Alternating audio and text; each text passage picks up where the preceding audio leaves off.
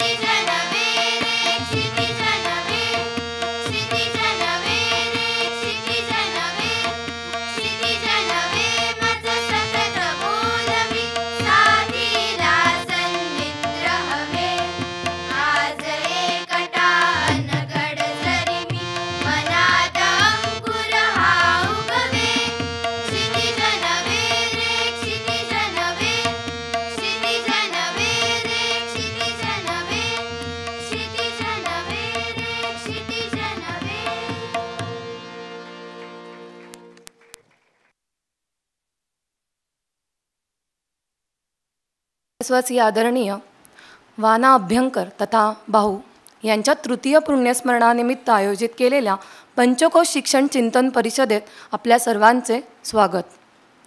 या परिषदेच्या निमित्ताने आपण विविध मान्यवरांचे कृतज्ञता सत्कार करत आहोत. आजच्या या परिषदेसाठी आपल्याकडे श्रीयुत मुकुंद कानाडे सर उपस्थित आहेत. कानाडे सर आपले फार जुने स्नेही आहेत. सर युनायटेड हायस्कूल चिपळूणचे माजी मुख्याध्यापक आहेत.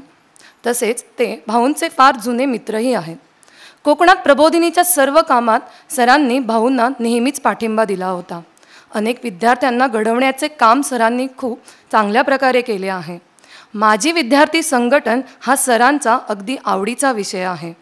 असे सर आपल्याकडे वेळात वेळ काढून आले त्याविषयी आणि बाकी सर्वच गोष्टींविषयी सरांविषयीचा कृतज्ञता सत्कार वाचस्पती मनोजरावांनी करावा अशी मी त्यांना विनंती करते.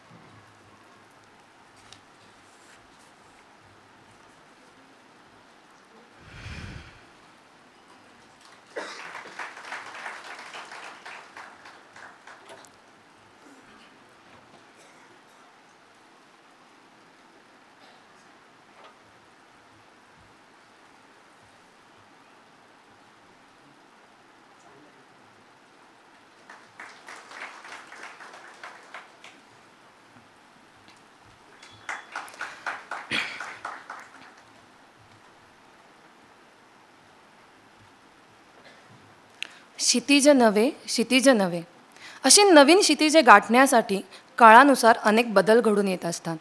त्यातील एक महत्त्वपूर्ण बदल म्हणजे नवीन शैक्षणिक धोरण 2020. मानवाला आपल्या पूर्ण क्षमता वापरता येण्यासाठी, समान आणि न्याय्य समाज विकसित करण्यासाठी तसेच राष्ट्राला चालना देण्यासाठी शिक्षण हा पाया आहे. ज्ञानाच्या बाबतीत जगात अनेक बदल घडत आहेत.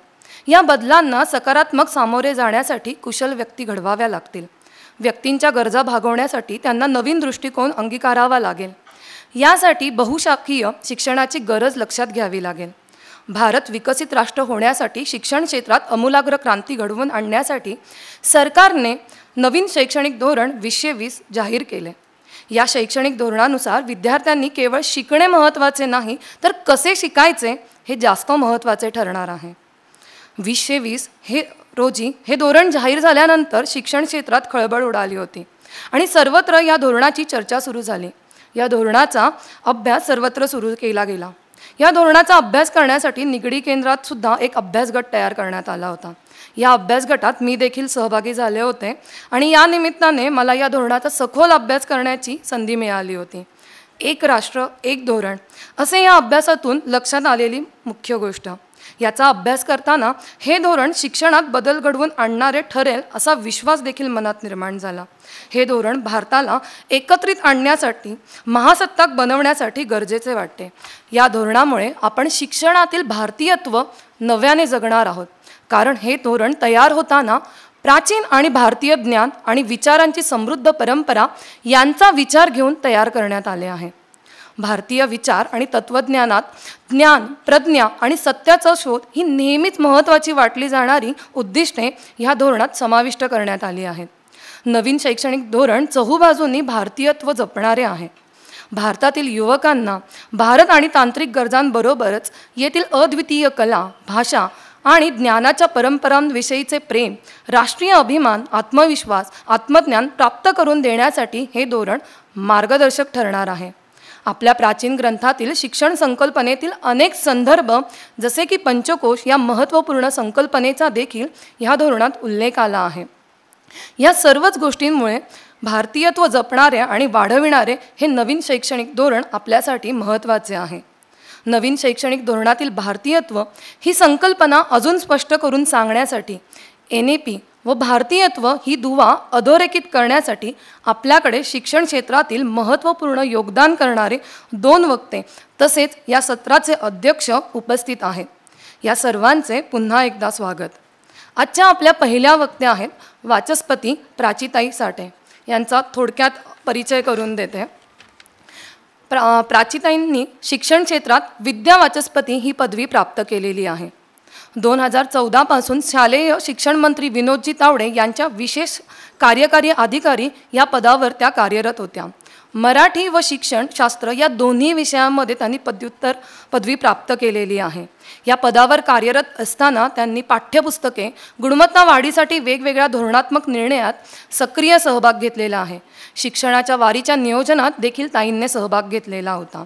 मुक्त मंडळाच्या अभ्यासक्रम आराखडा व धोरणात्मक निर्णयात त्यांचा सक्रिय सहभाग होता. विविध वृत्तपत्रातून शिक्षणविषयक लेख देखील ताईंचे प्रसिद्ध झालेले आहे. लंडन येथील आंतरराष्ट्रीय शैक्षणिक परिषदेत ताईंनी सहभाग घेतला होता. दुबई येथे झालेल्या परिसंवादात त्यांनी सहभाग घेतला होता. तर फिनलँड येथील परिषदेत बोलीभाषा या विषयावर त्यांनी पेपर प्रेझेंटेशन केलेले आहे. असं भरपूर शिक्षण क्षेत्रात योगदान केलेल्या ताई आपल्याकडे उपस्थित आहे आणि ताईंचा सत्कार आदरणीय सुधाताई कोठारी यांनी करावा अशी मी त्यांना विनंती करते.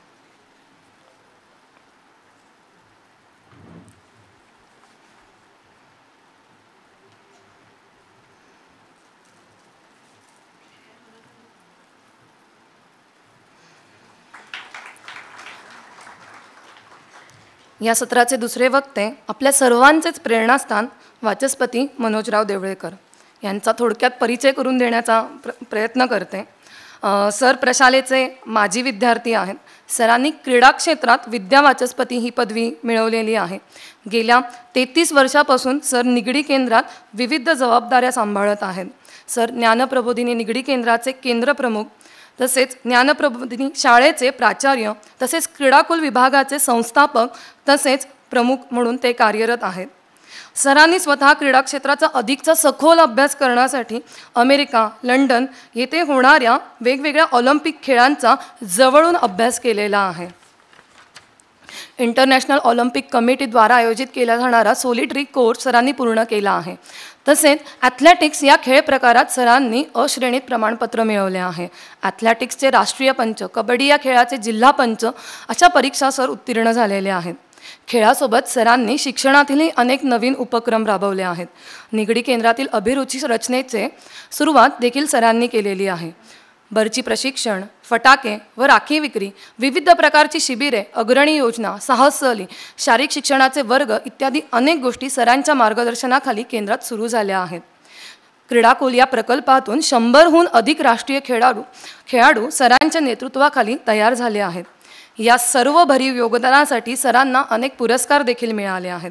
सामाजिक कार्याबद्दल क्रांतीवीर हुतात्मा चाफेकर पुरस्कार, पिंपरी चिंचवडतर्फे आदर्श शिक्षक पुरस्कार, क्रीडा तपस्वी पुरस्कार 2016-17, क्रीडा जीवन गौरव पुरस्कार 2019-20, अध्यापक उत्तम पुरस्कार असे अनेक पुरस्कार सरांना मिळाले आहेत. खरं तर दोन्ही वक्त्यांचा परिचय खूप मोठा आहे आणि थोडक्यातच इथे करून देण्याचा प्रयत्न केला आहे. मी पुन्हा एकदा सरांचे स्वागत करते आणि सुधाताईंना अशी विनंती करते की त्यांनी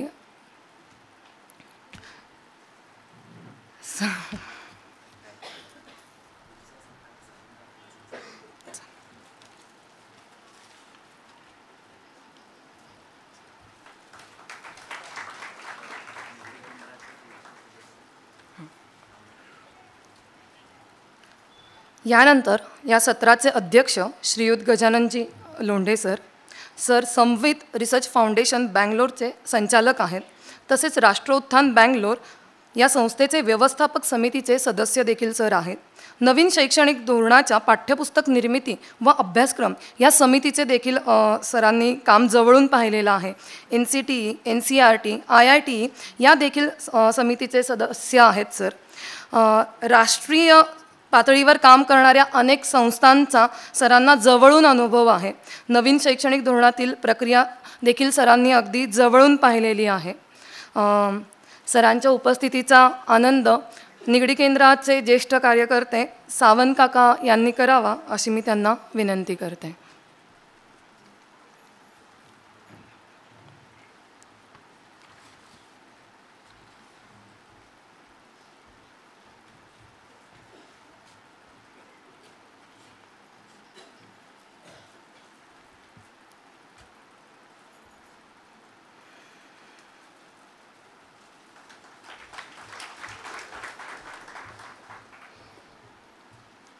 यानंतर आपण आपल्या सत्राला सुरुवात करूया. मी प्राचीताईंना असं सुचवते की त्यांनी सुरुवात करावी.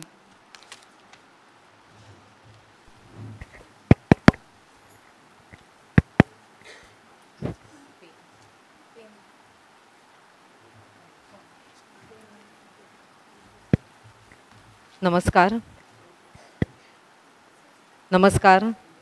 व्यासपीठावरील माझ्यापेक्षा ज्येष्ठ आणि श्रेष्ठ मान्यवरांना वंदन करते.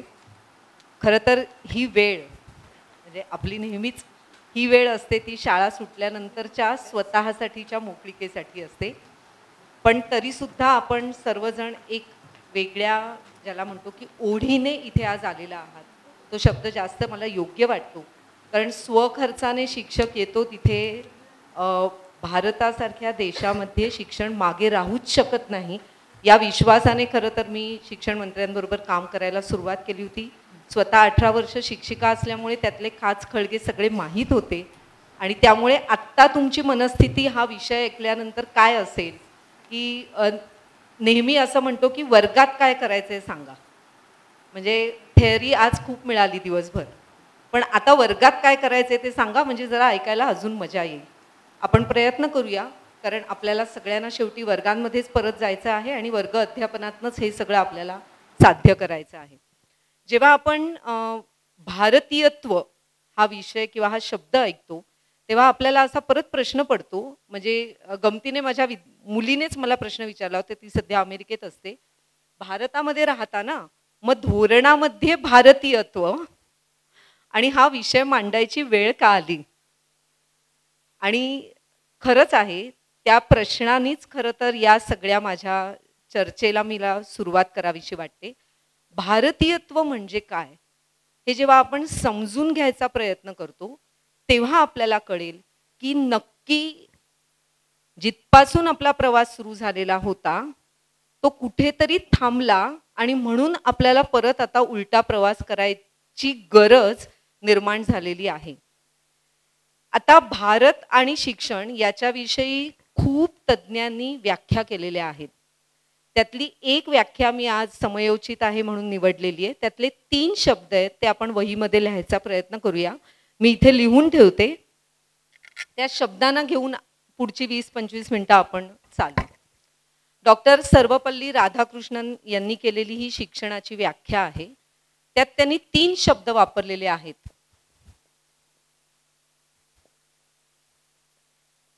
बुद्धीची मशागत, दिसणार नाही लांबून पण लिहून ठेवते.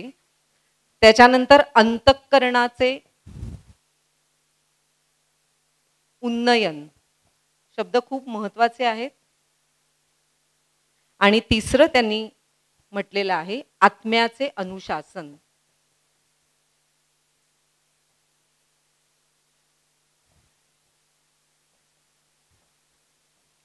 म्हणजे शिक्षण बघा 3 शब्द आहेत. बुद्धीची मशागत, अंतःकरणाचे अनुशासन, उन्नयन आणि आत्म्याचे अनुशासन. आता जेव्हा आपण म्हणतो बुद्धीची मशागत तेव्हा आपल्याला लक्षात येतं की बुद्धी म्हणजे कार्यकारण भाव, बुद्धी म्हणजे विवेक, बुद्धी म्हणजे ज्ञान आणि या सगळ्या गोष्टी जेव्हा मिळायला लागतात तेव्हा आपण म्हणतो बुद्धीची मशागत व्हायला सुरुवात होते.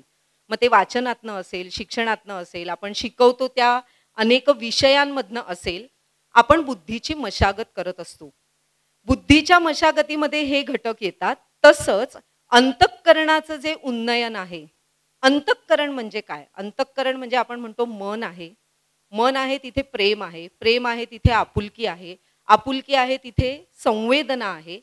आणि संवेदनेचं उन्नयन म्हणजे संवेदनेपासून सहवेदनेपर्यंतचा प्रवास. आणि भाऊंचा आवडता शब्द आहे जो मला खूप प्रिय आहे, तो म्हणजे समवेदना म्हणतात.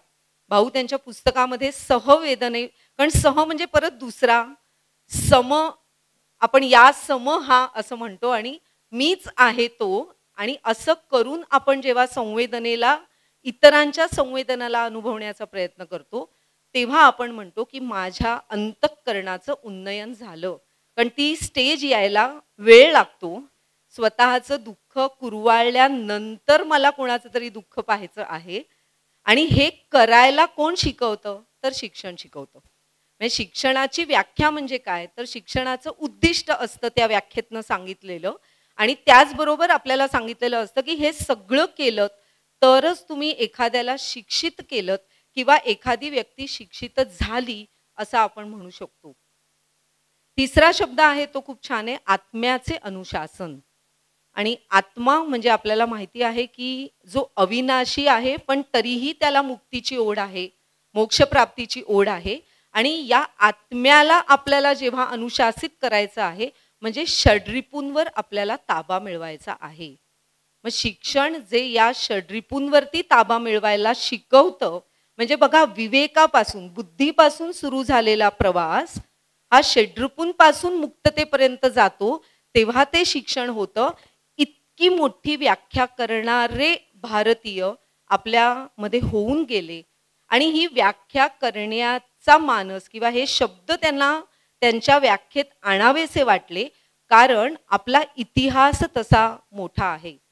आणि जर आपण शिक्षणाचा इतिहास, कारण थोडंसं मागे जाऊन आपल्याला पुढे यायला लागेल, कारण 3 शब्दांची आपण आज प्रश्नांची उत्तरं बघणार आहोत. का? आपल्याला प्रश्न पडतो की भारतीयत्व का आणावं लागलं? म्हणजे आपण म्हणत नाही ना इंडियनायझेशन आणायचं आहे. त्या शब्दाला आपल्याला म्हणजे इंडियनायझेशन आणायचं आहे असं कोणीच म्हटलेलं नाही. इव्हन आपल्या पॉलिसीमध्ये रूटेडनेस इन भारतीयत्व असं म्हटलेलं आहे. म्हणजे रूटेडनेस हा शब्द जो आहे तो मुळापर्यंत आपल्याला भारतीयत्व रुजवायचं आहे असं जेव्हा पॉलिसी म्हणते तेव्हा आपल्याला कळतं की नक्कीच आत्ता काहीतरी गडबड आहे, म्हणून आपल्याला मागे जाऊन परत पुढे यायचं आहे. मग मागचं काय असं होतं की ज्याच्यामध्ये भारतीयत्व होतं? त्यामुळे आपण पहिल्या प्रश्नाचं उत्तर शोधूया, का? आपल्याला हे का करायचं आहे. दुसरं आपण बघणार आहोत आपल्याला कसं करायचं आहे आणि आपल्याला हे कोणत्या पद्धतीने वर्गामध्ये राबवायचं आहे. असे आपण 3 प्रश्न घेऊया. आता या सगळ्यामध्ये जाताना जेव्हा आपण वेद काळापासूनची आपली शिक्षण पद्धती बघतो, तिथे मला खूप खोलामध्ये जायचं नाही, पण एक ग्राफ तुमच्या डोळ्यासमोर ठेवते की वेदकाळ, भारत हा असा देश आहे की 5000, इतर देशांना संस्कृती नाही का, इतर देशांना इतिहास नाही का, ज्ञात इतिहास असलेले, ज्ञात ज्ञानाचे स्रोत माहीत असलेला असा हा आपला देश आहे. म्हणजे आपण अंधारात नाही म्हणत की आमच्याकडे वेद परंपरा होती. वेद अस्तित्वात आहेत आजही आणि त्याचा अभ्यास आपल्याला आजही करता येतो. इतकी ज्ञात असलेली शिक्षणाची परंपरा आपल्याला 5000 वर्षापासून चालत आलेली दिसते. म्हणजे वेद काळापासून नंतर, म्हणजे वेद काळामध्ये गुरुकुल परंपरा होती, त्यानंतर आपण बौद्ध परंपरेचा विस्तार बघतो, जैनिझमचा विस्तार बघतो, मध्ये मध्य युगामधला काही विस्तार बघतो. त्याही पेक्षा गुरुकुलापासून विद्यापीठीय शिक्षणाकडे झालेला बदलही आपण पाहतो. म्हणजे तक्षशिला आणि ही विद्यापीठ होती. बघा, गुरुकुल परंपरा म्हणून आपल्या डोळ्यासमोर एक रचना आहे शिक्षणाची. विद्यापीठ म्हटल्यानंतर आपल्या डोळ्यासमोर एक शिक्षणाची रचना येते आणि त्या रचनेपर्यंतचा प्रवास, इतका उत्तुंग प्रवास आपल्या शिक्षणाचा एकेकाळी होता. आता त्या सगळ्या काळामध्ये शिक्षणाची बीजसूत्र काय होती किंवा उद्दिष्ट काय होती, तर ती होती इंद्रिय संयमासाठी शिक्षण. हा एक शब्द आपण लक्षात ठेवूया की जो या सगळ्यांचा सार तेच आहे. कारण इंद्रिय संयम ही सोपी गोष्ट नाही ना.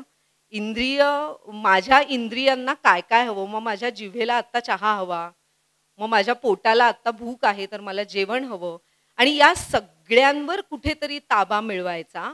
कारण तो ताबा मिळवल्याशिवाय बुद्धी स्थिर राहत नाही, विवेकाकडे आपली वाटचाल होत नाही. त्यामुळे तिथपासून सुरू झालेला हा शिक्षणाचा प्रवास कुठच्या नक्की काळामध्ये गडबडला. म्हणजे तो काळही आपल्याला सगळ्यांना माहिती आहे की जेव्हा यवनी आक्रमण आपल्यावरती झाली तरीही आपल्याला अनेक ठिकाणी औपचारिक शिक्षणाचे पुरावे सापडतात.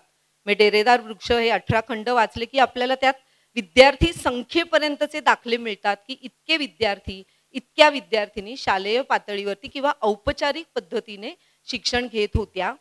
पण यवनी आक्रमणांमुळे, आपल्या विद्यापीठांवर झालेल्या आघातांमुळे औपचारिक शिक्षणाची परंपरा तुटली. तरी सुद्धा भारतीयत्व टिकलं ते संत परंपरेमुळे. म्हणजे संतांनी परत याच 3 गोष्टी केल्या. त्यांनी त्यांच्या वाङ्मयातून, त्यांच्या कीर्तनातून बुद्धीची मशागत केली, अंतःकरणाचं उन्नयन करायला शिकवलं.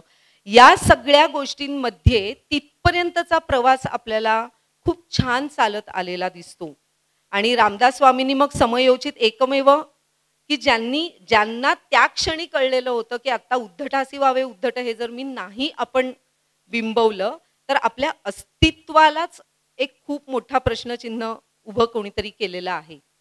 पण तोपर्यंत या सगळ्या संतांनी पुन्हा पुन्हा अनौपचारिक पद्धतीने शिक्षणाची परंपरा भारतामध्ये चालू ठेवलेली दिसली. त्यानंतर मात्र जेव्हा प्रबोधन पर्व या जगामध्ये सुरू होतं 18व्या शतकामध्ये, तेव्हा शिक्षणाची व्याख्या किंवा शिक्षणाचं सूत्र हे इंद्रिय सुखांसाठी शिक्षण असं झालं. बघा, इंद्रिय संयमापासून इंद्रिय सुखापर्यंत आपण आलो. कारण प्रबोधन पर्व तुम्ही बघितलं किंवा कारखान्यांचा उदय बघितलात, यंत्रांचा उदय बघितलात, तर तो माणसाला सुखासीन करण्याकडे झालेला प्रवास होता. पण तरी सुद्धा त्या काळातले जे शिक्षण तज्ज्ञ होते, पाश्चात्य जरी असले तरी त्यांच्याही व्याख्या याच्याच जवळपास जाणाऱ्या होत्या. म्हणजे हर्बर्ट स्पेन्सरची आपण जर व्याख्या म्हणली, तो म्हणतो की संपूर्ण जीवनासाठी तयार करतं ते शिक्षण. आता संपूर्ण जीवन म्हणजे याच्यामध्ये पुन्हा सगळाच सार आणि सगळं विचार आला. पण तरी सुद्धा यंत्रयुग आणि यातल्या गतिमानतेला आपण इंद्रिय सुखासाठीच्या शिक्षणाकडे ज्या पद्धतीने पावलं टाकायला सुरुवात केली, तिथे खरं तर हे सूत्र मागे पडलं. आणि मग आपल्यावरती झालेल्या इंग्रजांच्या आक्रमणामुळे त्यांचा उद्देशच मुळात वेगळा असल्यामुळे, त्यांना आत्म्याचं उन्नयन नको होतं का, त्यांना पीसफुल लाईफ वगैरे, तर ही फिलॉसॉफी त्यांच्याकडेही होती. आपण कांट आणि हे सगळे वाचले तर आपल्याला कळतं की ते सुद्धा काही वरवरच्या जीवनाकडे पाहणारे नव्हते. त्यांच्याकडेही ते तत्वज्ञान होतं. पण त्या तत्वज्ञानापेक्षा वरचढ ठरली ती त्यांची यंत्रयुगामधल्या गतिमानतेची हाव. जास्तीत जास्त प्रोडक्शन मला कसं मिळेल, जास्तीत जास्त व्यवसाय कसा होईल, जास्तीत जास्त आर्थिक सुबत्ता कशी येईल, आणि त्या सगळ्याला भुलून मग त्यांना जी मॅनपॉवर हवी होती, त्या मॅनपॉवरसाठी त्यांनी शिक्षणाचं सगळं सूत्र बदललं.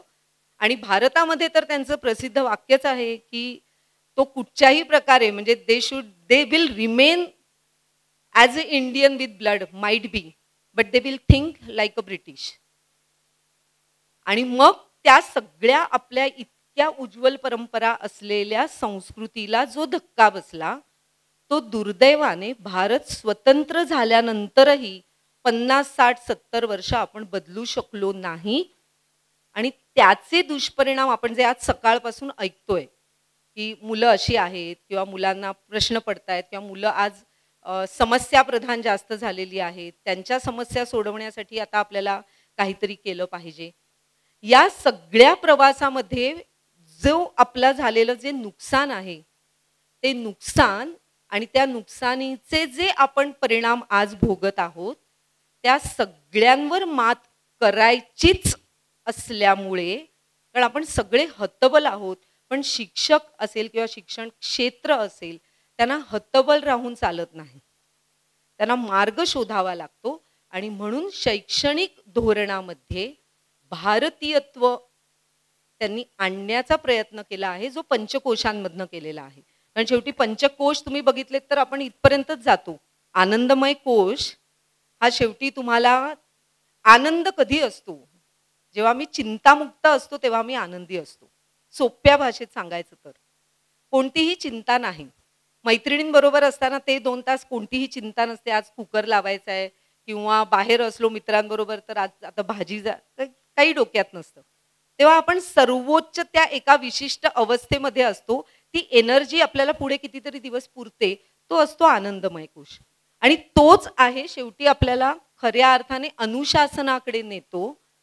आणि त्या अर्थाने या शैक्षणिक धोरणामध्ये भारतीयत्व आणलेलं आहे. म्हणजे आपण काच उत्तर शोधलं की का त्या सगळ्या प्रवासामध्ये आपली जी हानी झालेली आहे ती जर आपण भरून काढली नाही तर आत्ता एकही गोष्ट आपण शिक्षणातनं करत नाही आहोत. कारण आपण इन्फॉर्मेशन म्हणजे म्हणतानाच आपण त्याला नाव दिलेलं आहे इन्फॉर्मेशन टेक्नॉलॉजी. आपण नॉलेज टेक्नॉलॉजी हा शब्दच वापरत नाही.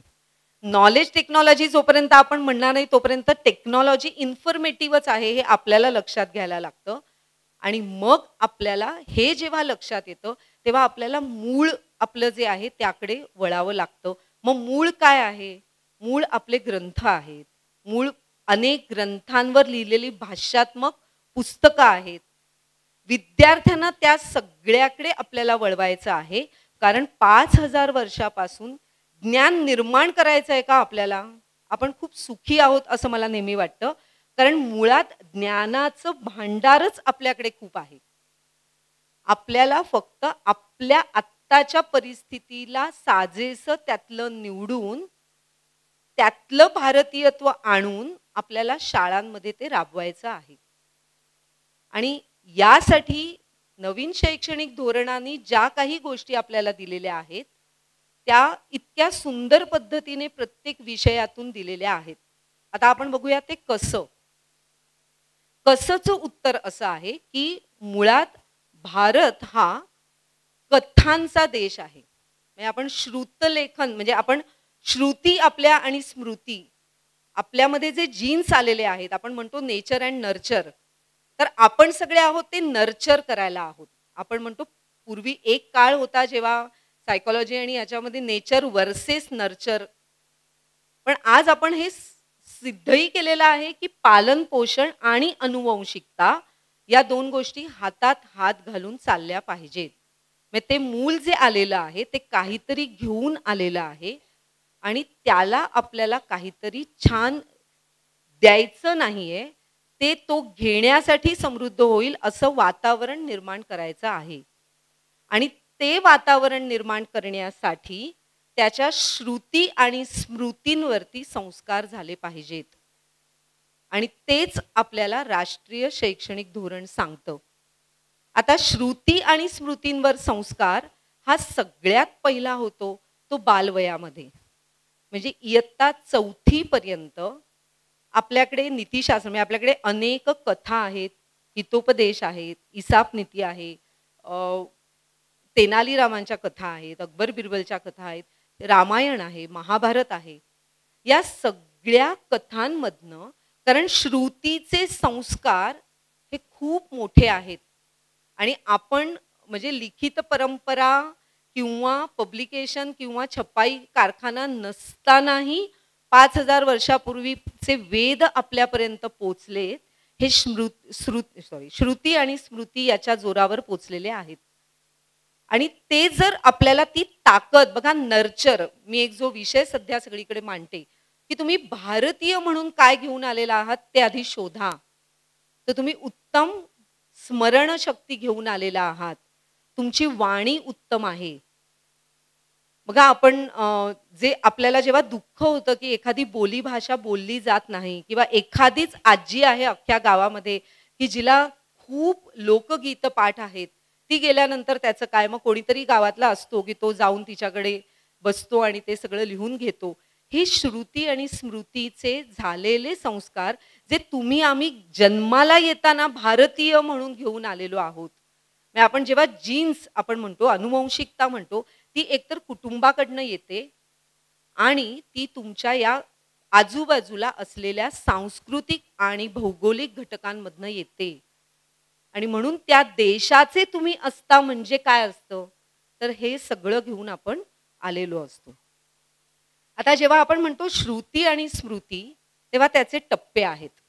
म्हणजे 4थी पर्यंत तुम्हाला जितक्या कथा ऐकवता येतील, हे जे सगळं आपण सकाळपासून समस्या पाहिल्या ना त्याचं उत्तर आपण ज्याला म्हणतो ना आत बघायला शिकवणं. आत बघायला शिकवणं म्हणजे काय, कथा ऐकताना स्वतःला आठवा आपण लहानपणी कथा ऐकताना. म्हणजे मी कायम ससा आणि कासवाची गोष्ट ऐकायचे तर माझी आजी मला न, कारण मी तिला नंतर म्हणायचे की मी ससा नाहीये, तर ती म्हणायची अरे बापरे कासव आहेस का मग, कारण मला झोपायला खूप आवडायचं. तर मी म्हणायचे की हळूहळू म्हणजे सगळं सुशेगात. तेव्हा बघा आता या माझं इंटरप्रिटेशन चुकीचं आहे खरं तर, पण बालवयातलं आहे. तिने थांबवलं नाही मला. तिने असं नाही सांगितलं की ससा झोपत होता. माझं असोसिएशन होतं कासव संथ गतीने सगळं करतं, आपणही तसंच करावं. मला आवडायचं उशिरा उठ मग अमुक कर, प्रत्येक बालवयामध्ये ते असतं. त्यामुळे त्या कॅरेक्टर्सशी त्या पात्रांशी त्यांचा जो एक आंतरिक संवाद सुरू होतो तो त्या श्रुती आणि स्मृतींनी होतो. आणि यासाठी कुठच्याही प्रकारच्या रिसर्च पेपरची गरज नाही. 5000 वर्षाचा सगळा आठवा इतिहास आपल्याला लक्षात येईल की या दोन गोष्टींवर भारतीयांमध्ये कितीतरी गोष्टींवर मात करण्याची ताकद आहे. आणि तीच फक्त गोष्ट करा. शाळेमध्ये कंपल्सरी आठवड्याला 3 तास हे कथेचे ठेवा. शिक्षकांना कथा शोधू दे, शिक्षकांना एक सूत्र पकडा की किती प्रकारच्या कथा आहेत आपल्याकडे. बोधकथा आहेत, नीतिकथा आहेत, शौर्य कथा आहेत, विज्ञान कथा आहेत. आणि या सगळ्या कथांमध्ये म्हणजे कितीतरी व्यक्तिमत्व आपल्याकडे अशी आहेत की म्हणजे आपण स्वातंत्र्य काळातली व्यक्तिमत्व घेतली तरी आपलं अख्खं वर्ष जाईल, इतकी व्यक्तिमत्व आपल्याकडे आहेत. आणि त्या कथांनंतर मग जे मगाशी सांगितलं तसं त्याची चर्चा, तर छोट्या वयात चर्चा करायची का, तर करू नये. श्रुती आणि स्मृतींचे संस्कार असतात ते स्वसंस्कार असतात, ते रुजवण्याचा काळ असतो. पुढच्या म्हणजे न्यूरोसायन्स हे आपल्याला सांगतं की त्याच्या नंतरचा जो टप्पा आहे 6वी ते 8वी, तिथे त्या कथांवरती चर्चा आणि अभिव्यक्तीच्या वेगवेगळ्या माध्यमांचं स्वातंत्र्य दिलं पाहिजे. मग या कथेवर तू चित्र काढ, या कथेवर तू कविता कर, हे कथा स्वतः सांग, किंवा तू काही करू नकोस. तू इतर जण काय काय कथा कशा पद्धतीने सादर करतायत ते स्वतः फक्त समजून घे. हा पण एक खूप छान गुण आहे. हे मुलाला जोपर्यंत आपण सांगत नाही तोपर्यंत 20%च विद्यार्थी काहीतरी सादर करू शकतात. त्यामुळे दुसऱ्यांनी केलेलं सादर, श्रोता नसेल तर काय उपयोग. तुम्ही आला नसतात आज तर आम्ही काही केलं नसतं. आणि त्यामुळे तू उत्तम श्रोता होऊ शकतोस. म्हणजे आमच्या वडिलांनी जर सांगितलं, मला नेहमी दुःख शिक्षिका झाल्यावर गळा दिला नाही, मराठी भाषा शिकवायचे तर कविता यायला पाहिजे वगैरे. पण कानसेन, वडील म्हणायचे तानसेन नाही झाला तरी कानसेन व्हायला पाहिजे. बघा त्याचे परिणाम इतके झाले की गाणं कसं ऐकायचं आणि गाणं ऐकायला आम्ही जाऊ शकतो इथपर्यंत तयारी करणं पण खूप महत्वाचं आहे ना. आणि मुलांना त्यासाठी घडवायचं आहे. एकदा हे उपक्रम सुरू करा, बुद्धीची मशागत आपोआप होते. तेनालीरामांच्या कथा ऐकताना तो विचारच करायला लागतो की मी अजून काय करेन. तो कथा लिहायला लागतो त्याच्या बुद्धीने. आणि त्यानंतर मग आपण जेव्हा पुढे येतो तेव्हा अंतःकरणाचं उन्नयन व्हायला वेळ लागत नाही, कारण तो असोसिएशन करायला लागतो. जेव्हा तो उंदीर आणि सिंहाची गोष्ट ऐकतो तेव्हा त्याला तोपर्यंत काळीज असं असं होत असतं, सिंह खाईल का आता उंदराला, खाईल का आता उंदराला. तिथे संवेदना आधी स्वतःसाठी तरी संवेदना जागी झाली. म्हणजे आतली संवेदना आधी माझ्यासाठी जागी झाली पाहिजे ना. आपल्याला सहवेदना निर्माण व्हायला किती वर्ष लागली, आठवा. त्यामुळे सहवेदनेपर्यंत न्यायला सगळंच आपल्याला बोट धरून न्यायचं नाहीये. आपल्याला काहीतरी करून त्याच्या भोवती तसं वातावरण निर्माण करायचं आहे. जेव्हा आपण कथांचा एक उपक्रम सुरू करतो तेव्हा 9वी 10वी मध्ये सगळ्या अर्थाने सगळ्या विषयांमधनं त्यांनी असं मुद्दाम म्हटलेलं आहे की भारतीय परंपरेमध्ये जी व्यक्तिमत्व त्या त्या विषयातली होऊन गेली त्यांचा परिचय करून द्या. आणि तो परिचय जेव्हा तुम्ही करून द्याल तेव्हा त्यांचं कुतूहल जागं होणार आहे की कसं शक्य झालं. म्हणजे मी हल्ली असं सांगते की मंदिर कसं आहे हे सांगूच नका. मग एखादं प्रसिद्ध मंदिर आहे, मग आपण म्हणतो अमुक दगड वापरला, या राजाने ते बांधलं. आणि मी त्यांना प्रश्न विचारते, हा त्रिकोण कसा बांधला असेल मधला,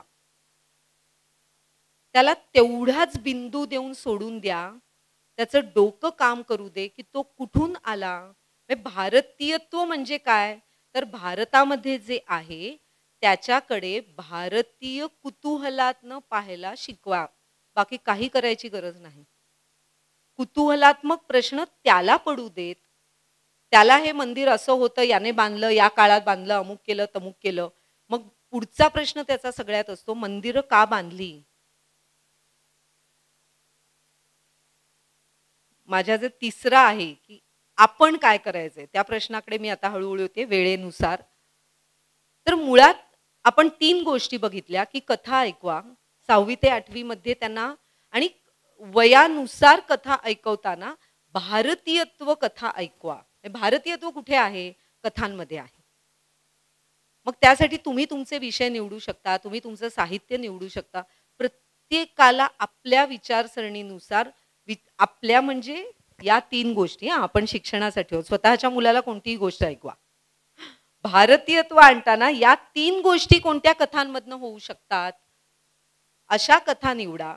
6वी ते 8वी वरती कथांवरती अभिव्यक्त होण्यासाठी त्याला प्रयत्न करा.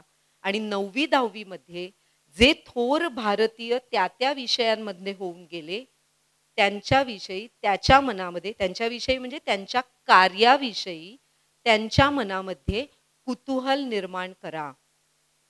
आणि त्यासाठी जे NCF आहे, म्हणजे नवीन आराखडा, जो अभ्यासक्रम आराखडा आहे शालेय स्तरावरचा, इयत्ता 3री ते 10वी, त्यात त्यांनी एक पूर्ण प्रकरण 4 पानांचं ठेवलेलं आहे. आणि त्या प्रकरणामध्ये सगळ्या विषयांमध्ये काय भारतीयत्व असू शकतं, तुम्ही काय काय सांगू शकता, कोणत्या इयत्तेमध्ये कोणत्या विषयातनं, विज्ञानातनं तुम्ही काय सांगू शकता, गणितामधनं तुम्ही काय सांगू शकता, भूगोलामधनं तुम्ही काय सांगू शकता, हे आपल्याला सांगितलेलं आहे.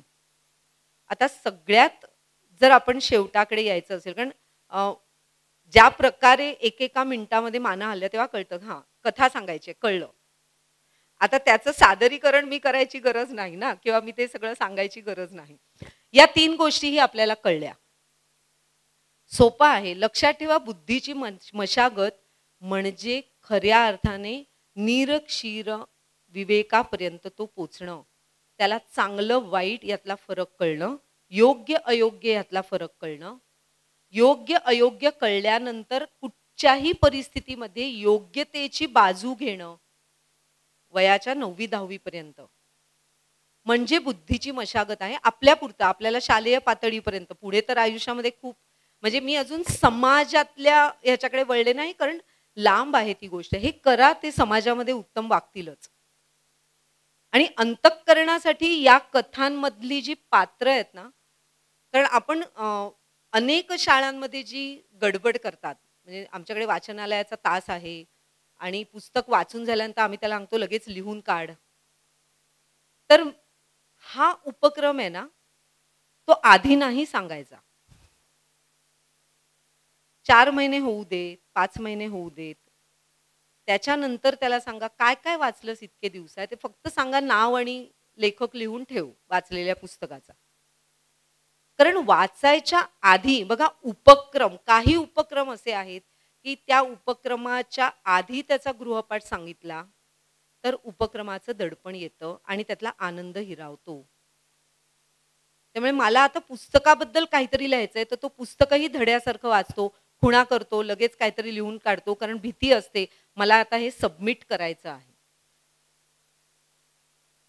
आणि मग ते श्रुती स्मृती आणि आपण ज्याला म्हणतो की बघणं, याचे जे संस्कार असतात ते कुठेतरी हरवतात.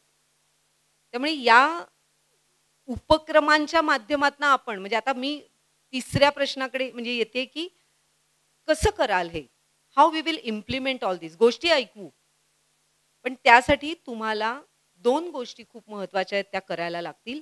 एकतर तुमच्या अभ्यासक्रमाचं आणि पाठ्यपुस्तकाचं नियोजन. बघा, कोणत्याही GR मध्ये असं म्हटलेलं नाही की 5व्या धड्यानंतर 6वाच धडा शिकवला पाहिजे, किंवा प्रत्येक धडा वर्गात वाचून त्याचे शब्दार्थ सांगून प्रश्नोत्तरच घेण्याच्या पद्धतीतनं शिकवलं पाहिजे, असं कधीही शासनाने सांगितलेलं नाही. शासनाने सांगितलेलं आहे की मुलाच्या वयानुरूप पाठ्यपुस्तक तयार केलेलं आहे. प्रत्येक पाठाच्या मागे एक उद्दिष्ट आहे जे आपल्याला कळतं. ही कविता का घातली असेल, निसर्ग कविता का असते, आपल्याला माहिती असतं. निसर्गाबद्दल 9वी 10वी मध्ये निसर्ग कविता असते, ती निसर्गाबद्दलचं कुठेतरी एक जाणीव निर्माण व्हावी इथपर्यंत असते. मग फुलपाखराची कविता 3री 4थीत का असते, कारण आधी प्रेम निर्माण झालं तर जाणीव निर्माण होते. म्हणजे 3री मध्ये प्रदूषण येतं तेव्हा मला फार वेदना होतात. माझं नदीवर अजून प्रेमच नाही निर्माण झालं आणि तुम्ही मला आधीच सांगताय की नदी खूप प्रदूषित आहे. त्यामुळे शिक्षकांनी स्वतः आधी त्या अभ्यासक्रमाबाबतीत संवेदनशील होणं आणि ते संवेदनशील होताना स्वतःच्या पाठ्यपुस्तकाचं स्वतःच्या पद्धतीने नियोजन करणं, आणि त्या सगळ्या नियोजनामध्ये तुम्ही स्वातंत्र्य घ्या. 3रा पाठ माझा प्रोजेक्टला असू शकतो, दुसरा पाठ फक्त तोंडी चर्चेसाठी असू शकतो. पाठ पोचणं महत्त्वाचं आहे. पाठ शब्दार्थांसकट शिकवणं नाही, त्याचं कुतूहल जागं करणं. उद्दिष्ट वेगवेगळी आहेत ना, संत काव्याची उद्दिष्ट वेगळी आहेत पाठामध्ये, पुस्तकामध्ये. आणि म्हणून तुम्हाला अध्यापन पद्धती ज्या वेगवेगळ्या आहेत, आपण रचनावादामध्ये आहोत आता. आता आपणही आता या 20 मिनिटात काय केलं, ज्ञान रचलं ना. कुठून कुठे आणलं मी तुम्हाला, इंद्रिय म्हणजे इंद्रियांच्या खऱ्या अर्थाने उन्नयनापासून शिक्षण परंपरा जी सुरू झाली, ती इंद्रिय सुखाकडे वळली. तिला परत आता मागे आणून आपल्याला इंद्रिय संयमापर्यंत न्यायचं आहे. आणि ते इंद्रिय संयमापर्यंत नेण्यासाठी जर हे सगळं करायचं असेल तर मला बदललं पाहिजे. कारण मी ज्या अध्यापन पद्धती शिकलो, आपण वर्तनवादाच्या अध्यापन पद्धती शिकलेलो आहोत, हे पक्क लक्षात ठेवा. आणि वर्तनवादामध्ये म्हणजे बीएडचा मी तो हे सांगते म्हणजे वर्तनवाद कळतो. कुत्रा, मग त्याला बिस्किट लावलेलं होतं, मग बिस्किट नाही दाखवलं तरी त्याला अरे हां भूक लागली किंवा त्याच्या क्रिया सुरू झाल्या, म्हणजे वर्तनवाद. त्यात आपण शिकलो, आपण तेही शिकवतो आहोत. पण त्याच्यानंतर जे विज्ञान आणि न्यूरोसायन्स आणि सायकोलॉजीमध्ये शोध लागले की वर्तनवाद उपयोग नाही, मूल काहीतरी घेऊन जन्माला आलेलं आहे आणि ते स्वतः ज्ञान रचण्यासाठी सक्षम आहे. म्हणजे आपण वर्तनवादामध्ये ज्ञानरचनावादी जन्माला आलेल्या मुलांना शिकवल्यामुळे अजून थोडी गडबड झाली आहे. आणि म्हणून मुलांना असं वाटतं की मला बघू दे. बघा ना, मुलगा घरातलं सुद्धा तो म्हणतो आधी थांब मला बघू दे. तेव्हा आपण म्हणतो थांब जरा, पण तो म्हणतो नाही मलाच आधी बघू दे, त्याला रचायचं आहे. त्यामुळे रचण्यासाठी काय करावं, पहिली वीट बघा रचायला द्यायचं आहे ना मनोरा. मनोरा जेव्हा रचायला देतो तेव्हा आधी मुळात 2 प्रकार आपण साहित्याचे करतो. एकतर समान विटा देतो किंवा मग तो रिंगचा हे असतो ना, पाया मोठा, मग हळूहळू हळू वरती. तर तसं तुम्हाला तुमच्या पाठ्यपुस्तकाचं नियोजन करावं लागेल आणि त्या नियोजनातनं तुम्हाला तुमच्या पाठांमधलं उद्दिष्ट समजून त्या प्रकारे तुम्हाला त्याच्यात फेरफार करण्याचं स्वातंत्र्य, जे इथे आता संस्थाचालकही आलेले आहेत, मुख्याध्यापक आलेले आहेत, त्यांनी विचार करून हे ठरवायचं आहे. कारण कथा ऐकवणं, कथेवर चर्चा करणं, भारतीयत्व नेणं, अनुशासन आत्म्याचं वगैरे लांब आहे, पण निदान तो षड्रिपू नंतर, पण आधी निदान दुसऱ्याला खोटं बोलणार नाही दुसऱ्याशी. इथून षड्रिपूंचा प्रवास सुरू होतो. इतकी छोटी गोष्ट तर आपण वर्गामध्ये करू शकतो. आता हे करायला वेळ लागणं हे गृहीत आहे, पण वेळ काढणं हे तुमच्या हातात आहे. त्यामुळे पाठ्यपुस्तकाचं नियोजन हे त्याच्यावरचं सोपं उत्तर आहे आणि ते खूप छान प्रकारे करता येतं. मग ते 86 वर्गात विद्यार्थी माझ्या कायम असायचे इंग्रजी माध्यमाच्या, पण तरी सुद्धा मला माहिती होतं की मला काय करायचं आहे. आपल्याला हे करता येतं, करता येईल आणि हे केलं नाही तर आपल्या पुढची जी पिढी उभी आहे त्याचे परिणाम तुम्हाला आम्हाला भोगता येत. आणि भोगण्यापेक्षा मला असं वाटतं आपण दुःखी आहोत. म्हणजे कोणत्याही शिक्षकांशी आजकाल बोलताना असं वाटतं, ते म्हणतात पूर्वीचे दिवस नाही राहिले. तेव्हा मी त्यांना म्हणते आपणही पूर्वीचे नाही राहिलो. म्हणजे आपणही या 3 शब्दांच्या किती जवळ आहोत. जो मगाशी सांगितलं तसं आत्म्याकडनं प्रवास आपला जो आहे, आतून बाहेरचा प्रवास. आणि मग शेवट फक्त सांगते, NEPने जे या सगळ्या संदर्भात म्हटलेलं आहे, education is not only for the external learning, it is the for internal learning also. That is a भारतीयत्व. भारतीयत्व म्हणजे आत्म्याच्या आतल्या सगळ्या आपल्या ज्या काही गोष्टी आपल्याला दिलेल्या आहेत त्याचं शिक्षण म्हणजे शिक्षण आहे. बाहेरचं तुम्हाला जे दिलेलं आहे ते साधनं आहेत, पण त्या साधनांचं सगळ्या आता तुमच्या शिकवण्याचा उद्देश एकच ठेवा की तो आत कसा पोचेल, स्वतः तरी, स्वतःसाठी तरी. आणि ते पोचण्यासाठी आपण हे छोटे छोटे प्रयोग करू. आज तर आपण खूप तुम्ही वेगवेगळे प्रयोग ऐकलेले आहात, त्यात तुम्ही बघितलेलं आहे की हे कर, तर मी हे करणार नाही असं म्हणणारी पिढी आपल्या समोर आहे. कारण त्याच्या मागचं ज्ञान त्याला जोपर्यंत कळत नाही तोपर्यंत ते तो करणार नाही. आणि ते त्याला कळण्यासाठी ते ज्ञान आहे, आपल्याला माहिती आहे, एखाद्याला नमस्कार करण्यामागचं जे सूत्र आहे किंवा त्याचे जे संस्कार आहेत ते मला माहिती आहेत, की मी कोणीतरी कुठेतरी जेव्हा नतमस्तक होते किंवा वागते, तेव्हा माझ्या पलीकडे अजून कोणीतरी चांगलं आहे याचं भान मला इथे सतत राहतं, म्हणून ती क्रिया करायची असते. आता इतका मोठा उद्देश आहे, पण त्याला जर त्याचं उत्तर हवं असेल तर ते उत्तर त्याला त्याच्यात स्वतःच्या ज्ञानाच्या रचनेतनं मिळणार आहे आणि ते कथांमधनं मिळतं. रामायण महाभारतातल्या अनेक कथांमधनं हे संस्कार आपोआप होतात. तुम्ही आम्ही कथा ऐकून वाढलो याच्यावर माझा ठाम विश्वास आहे. बाकी काही केलं नाही. आईला 3 मुलं, 4 मुलं, 5 मुलं, तिला वेळही नव्हता. तुला काय झालं बघायला. आज वेळ पण आहे, त्याही प्रॉब्लेम आहे, ते वेगळे प्रॉब्लेम आहेत. पण कथा ऐकवत राहिल्याचे परिणाम तुम्ही आम्ही अनुभवलेले असल्यामुळे त्या माध्यमातनं आपण पुढे जाऊया. आणि NEPने जे म्हटलेलं आहे की भारतीयत्व म्हणजे केवळ बाह्य शिक्षण नव्हे तर अंतर्मनाचंही शिक्षण म्हणजे भारतीयत्व. धन्यवाद.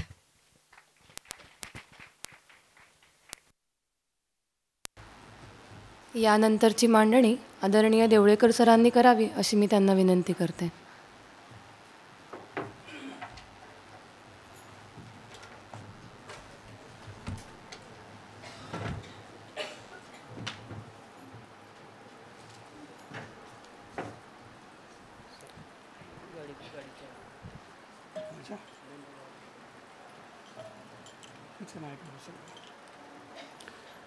आपण सगळे अध्यापक आहोत आणि विद्यार्थ्यांना ताजंतवानं करण्यासाठी काय काय करावं लागतं हे आपण सगळे जाणतो. त्यामुळे मला ताजंतवानं करण्यासाठी आणि अवघड विषय खरं तर भाऊंचा विषय आहे, तर भाऊंचं स्मरण करण्याकरता आपण उभं राहून सगळे एक श्लोक म्हणूयात. मी सगळ्यांना विनंती करतो आपण सगळ्यांनी जरा उभं राहावं. अर्धा अर्धा श्लोक जरी आपल्याला माहिती असलं तरी मी सांगेन आणि माझ्या पाठोपाठ आपण सगळे म्हणूयात. त्यांचा आवडता श्लोक आहे. अनेकांना आठवेल की भाऊ इथं उभे राहिले की कायम तो श्लोक म्हणायचे. मूकं करोति वाचालं पंगुं लंघयते गिरिं यत्कृपातमहं वन्दे परमानंद माधवम. कृपया बसा. मला खात्री होती प्राचीताईंचं कार्य आणि अभ्यास त्यामुळे त्या भरपूर वेळ बोलतील. त्याच्यानंतर गजाननजी खूप नेमकं आणि सूत्रबद्ध बोलतात, हाही माझा अनुभव आहे. कारण NEPमध्ये एका कमिटीत आम्ही एकत्रित, त्यांच्या कमिटीत मी काम करतो आणि त्यांचं ऐकणं हे मलाही ऐकायचं आहे. त्यामुळे मला कमीत कमी वेळ लागणार आहे ह्याची मला खात्री होती आणि त्याप्रमाणे कमीत कमी वेळात मांडणी करायचा प्रयत्न करतो. गायत्रीताईंचं पत्र त्यांनी गेल्या आठवड्यात हातात आणून दिलं की NEPमधील भारतीयत्व असा विषय बोलायचा आहे. आणि आत्ता प्राचीताईंनी ज्या विचारांनी मनातल्या सुरुवात केली, पत्र वाचल्या वाचल्या माझ्याही मनात तो विचार आला होता की अरे असं काय वेगळं शोधायला का लागतं आणि मांडायचं गरज आहे का असं आणि काय आहे. आणि असा विचार करत करत मी रात्री झोपून गेलो. दुसऱ्या दिवशी सकाळी उठलो आणि वर्तमानपत्रात आपल्या मंत्र्यांची बातमी होती की 4थीपर्यंतच्या शाळा 9च्या आधी सुरू करायच्या नाहीत. आणि मी एकदम खडबडून जागा झालो की खरंच याची खूप गरज आहे. भारतीयत्व ऐकून शिक्षणातलं काय आहे, कदाचित अशी कार्यशाळा पहिली मंत्र्यांची घ्यायला लागेल. पण सुदैवानं NEPमध्ये याचा खूप काही विचार केलेला आहे. खरं तर नुसतंच मी आत्ता म्हणतो आहे त्याला अर्थ नाही. आपण सगळे, कारण भाऊ अशानेच ते चिंतन परिषदा घेणारे नव्हते. चिंतन परिषदेतनं चळवळीपर्यंत आणि शिक्षणातली चळवळ व्हावी अशी त्यांची कल्पना होती. त्यामुळे मला असं वाटलं की आपण इथं सगळं दिवसभर बोलतो आहे ते सगळं कृतीपर्यंत जाण्यासाठी. आणि खरं माझ्या मनातलं मोकळेपणाने आपल्या सगळ्यांशी बोलतो की या मंत्र्यांना सरकारचं डोकं ठिकाणावर आहे का, असं आपण सगळ्यांनी जर भारतीयत्वाचा विचार करत असू किंवा आज करणार असू आणि तो जोपासण्याचा संकल्प या परिषदेतनं करणार असू, तर याच्याबद्दल आपण सगळ्यांनी पत्र तरी नक्की लिहिलं पाहिजे मंत्र्यांना की असं 9 वाजता विद्यार्थ्यांना उठवायला आपण शिकवू नका, हे भारतीयत्व नाही. असं जरूर मी असं विनंती करेन की सगळ्यांनी किमान पत्र तरी आपण सगळ्यांनी मंत्र्यांना पाठवावं. नाहीतर आपण खूप बोलू आणि करू काय असा प्रश्न येईल. असो, आपला आजचा मुद्दा आहे तो एकूण NEPमध्ये भारतीयत्व कुठं कुठं आहे. मला खूप आनंद होतो आहे. गजाननजींच्याबद्दल खरं अजून सांगायला पाहिजे की NCF म्हणजे प्रत्यक्ष आराखडा जो करणं सगळं चालू आहे, त्याच्या सर्व विषयांच्या समित्या आहेत आणि मगाचे परिचय आहेत. मी फक्त त्यांचा भर अशासाठी घालतो आहे की या सर्व विषयांच्या समित्यांची एक समन्वय समिती आहे तिघांची, आणि गजाननजी त्यापैकी एक आहेत. त्यामुळे आपण जे सगळं चिंतन करतो आहे ते तिथपर्यंत पोचणार आहे याचा विशेष आनंद आपण सगळे जरूर मानूयात. या NEP आपण पाहिलं असेल 600 पानी सगळं आहे आणि खूप छान सविस्तर. म्हणजे आत्ता प्राचीताईंनी बरोबर सांगितलं आहे की सगळं असं स्पून फिडिंगसारखं आपल्यापर्यंत द्यायलाच नाही पाहिजे. खूप अगदी तास कशाला किती याचा बारीक सारी हिशोब करून त्यात मांडलं आहे. पण जसं आपण विद्यार्थ्यांच्या बाबतीत म्हणतो तसं आपल्याही बाबतीत आहे की आपण ती सगळी 600 पानं वाचली का, आणि वाचली पाहिजेत. आज मी त्याच्यातली काही झलक फक्त त्यातली आपल्या सगळ्यांच्या समोर मांडीन. दुसरा जो भाग आहे हा NEPतला, हा एकूण त्याला क्रॉस कटिंग थीम असं म्हटलेलं आहे. आता क्रॉस कटिंग थीम या NEPचं म्हणजे काय, तर कुठलेही विषय असू देत, कुठलंही स्टेज असू देत, आपल्याला ते सगळं आता माहिती आहे, foundational, preparatory, middle school, secondary, हे सगळे जे काही स्टेजेस आहेत, स्टेज कुठली असू दे, विषय कुठलाही असू देत, काय विषय नक्की सूत्रबद्ध त्याच्यात असला पाहिजे, म्हणजे क्रॉस कटिंग थीम. आणि अशा 6 क्रॉस कटिंग थीम या दुसऱ्या प्रकरणात अतिशय सूत्रबद्ध नेमक्या मांडलेल्या आहेत. मी फक्त आपल्या सगळ्यांच्या समोर उलगडून त्या दाखवणारे काही अनुभव त्यातले मांडीन, आणि अर्थातच आपण सगळ्यांनी त्याचा अधिक अभ्यास करून ते आपण आचरणात जरूर सगळ्यांनी आणायला पाहिजे. या त्या 6 थीम आहेत आपण ज्या पाहतो त्या, की भारतात रुजलेली आणि भारतीय ज्ञानप्रणाली, दुसरी आहे ती स्वभाव आणि मूल्य शिक्षण, तिसरी आपल्याला समोर दिसत आहेत त्या सगळ्या. खरं तर मी विचार करत होतो त्यातल्या पहिल्या याच्यामध्ये सविस्तर मांडणी आहे. आत्ता जे प्राचीताई बोलत होत्या काही नुसतं मी त्यातली झलक इथे समोर त्यातली मांडीन, की त्यातल्या एक एक गोष्टी त्याच्यामध्ये आहेत. पुढच्या 3बद्दल मला शोधायला लागलं, पण पहिल्या 3बद्दल शोधायला नाही लागलं. सापडलं की आपल्याला नेमकं काय भारतीयत्व याच्यातनं आपल्याला जोपासता येईल. अशा अनेक जागा या NEPमध्ये आहेत. आपण विचारपूर्वक, आणि आपण सगळं भाऊंचं स्मरण करून करतो की संधी घेतली पाहिजे. अभ्यासक्रम किंवा करिक्युलम हे मर्यादा नाही आहे, ती चौकट नाही आहे, ते किमान काय असावं आहे, आणि त्याच्यामध्ये आपण सगळ्यांनी त्याला अधिक रंग, रूप आणि आणखीन त्याच्यात सुगंध हा सगळा भरला पाहिजे. तर तसं ते ओपन आहे, आणि ते कुठं कुठं संधी आहे ती या सगळ्यामधनं मांडण्याचा मी प्रयत्न करणार आहे. आत्ता ज्याच्यात जी उदाहरणं सांगेन ती कदाचित माझ्या अनुभवातली म्हणजे नवनर विद्यालयातली आहेत. त्यामुळे विद्यालयाचं फार हे नाही, पण अशी संधी आम्ही कुठं कुठं घेतो. आणि खरं तर गेले महिनाभर मी अनेक शाळांमध्ये फिरतो. उद्या आपण ज्या समूहगीत गायनाचं हे करणारे सुमारे 17-18 शाळा त्या निमित्ताने, आणि दुसऱ्या एका प्रकल्पाच्या निमित्ताने 7-8 जो सुमारे 25 शाळात गेल्या महिनाभरात मी फिरलो. आणि खरं खूप ठिकाणी हे आहे भारतीयत्व. आत्ता ताईंनी सांगितलं ते आक्रमणाने आपण विसरत चाललो आहे, आणि स्वतःची ओळख नाही, ती स्वतःची ओळख या निमित्ताने आपण करून घेण्याची संधी NEPनीच दिली आहे. नाही तर पूर्वीच्या याच्यामध्ये देवदत्तांचे फोटो का शाळांमध्ये असे प्रश्न आणि त्याच्यावर कारवाई होत होती. पण आता ही संधी आपण जर नाही घेतली तर मला असं वाटतं काहीतरी चुकेल, आणि त्यामुळे जरूर हा विषय आपण अभ्यासावा आणि ही संधी आपण सगळ्यांनी घ्यावी असं मी सुरुवातीलाच म्हणेन. आपण पहिल्या याच्यात जाऊयात. पहिल्या याच्यामध्येच आपण जर बघितलं तर खूप गोष्टींबद्दलची चर्चा झाली आहे, त्यामुळे मी ते काही फार त्यातलं मांडणार नाही. की मुळात भारतीय दृष्टी काय, तर सर्वांगीण विकास आपण ते सगळं त्याच्याबद्दलचं म्हणतो. पण त्यातल्या 2 गोष्टी म्हणजे मूल्य शिक्षण आणि वृत्ती घडण कदाचित आपल्या शारीरिक, मानसिक, भावनिक या व्याख्येमध्ये ते बसत नव्हतं. जे आपण पाश्चात्य याच्यातनं घेतलेलं सर्वांगीण विकास म्हणजे त्यातलं मूल्य शिक्षण आणि वृत्ती घडण या गोष्टी मला असं वाटतं की सुट्या वेगळ्या करून याच्यात सगळ्या सांगितलेल्या आहेत. त्याच्याबद्दल आत्ता प्राचीताईंनी सुद्धा सांगितलं, आधीच्या याच्यात आपण मांडलं आहे. पण त्याची संधी आपण सगळ्यांनी घेतली पाहिजे. एकेका मुद्द्याबद्दल खरं खूप बोलता येईल की सर्वांगीण विकास जसं आहे तसं म्हणजे त्याचे अनेक आयाम आहेत. आपण असं म्हणतो की शिक्षणामध्ये काही विषयांना गणित, विज्ञान आणि ते सगळं त्या दिशेने जाणारं सगळं आहे. आत्ताच्या NEPमध्ये जर आपण म्हटलं तर सर्व विषयांना समान न्याय, आणि जे विषय म्हणजे शारीरिक शिक्षण, कला, जे आपण एकूण पंचकोश आणि त्यातले काय नाही होतं आहे, तर त्यातलं कला शिक्षण, शारीरिक शिक्षण आणि व्यावसायिक शिक्षण ह्यालासुद्धा तितकीच समान संधी या सगळ्यामध्ये दिलेली आहे. आपण ती घेतली पाहिजे. म्हणजे 10 विषय जे काही मांडणी केली आहे त्याच्यामध्ये या 3 अंगांचा अंतर्भाव सगळा आहे. आणि मग सर्वांगीणाचं आपल्याला जे अपुरं वाटत होतं ते आपल्याला पूर्ण या निमित्ताने जरूर सगळं करता येणार आहे. दुसरा भारतीय जो महत्त्वाचा विषय ज्याच्याबद्दल बोललं गेले त्यामुळे मी काही बोलणार नाही प्रामुख्याने, तो म्हणजे चारित्र्य निर्मिती हे शिक्षणाचा उद्देश. आणि तो स्पष्ट अनेक ठिकाणी आपल्याला याच्यामध्ये मांडलेला हा सगळा दिसतो आहे. मी पुढच्या एका म्हणजे ओळीने जर आपण बघायला गेलो विद्यार्थी शिक्षक नातं ह्या सगळ्याच ह्याच्याबद्दल खरं तर आपल्याला बोलता येईल.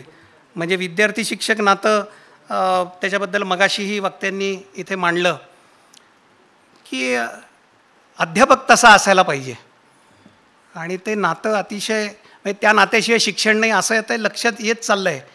म्हणजे आपण त्या BEdच्या याच्यामध्ये we teach John, we do not teach mathematics, इंग्रजी वगैरे आपण सगळं केलं, म्हणजे तत्त्वज्ञान शिकलं, पण प्रत्यक्ष आपण वर्गात गणित आणि हेच जाऊन शिकवतो, बाकांना शिकवतो, असं ते सगळं घडतं.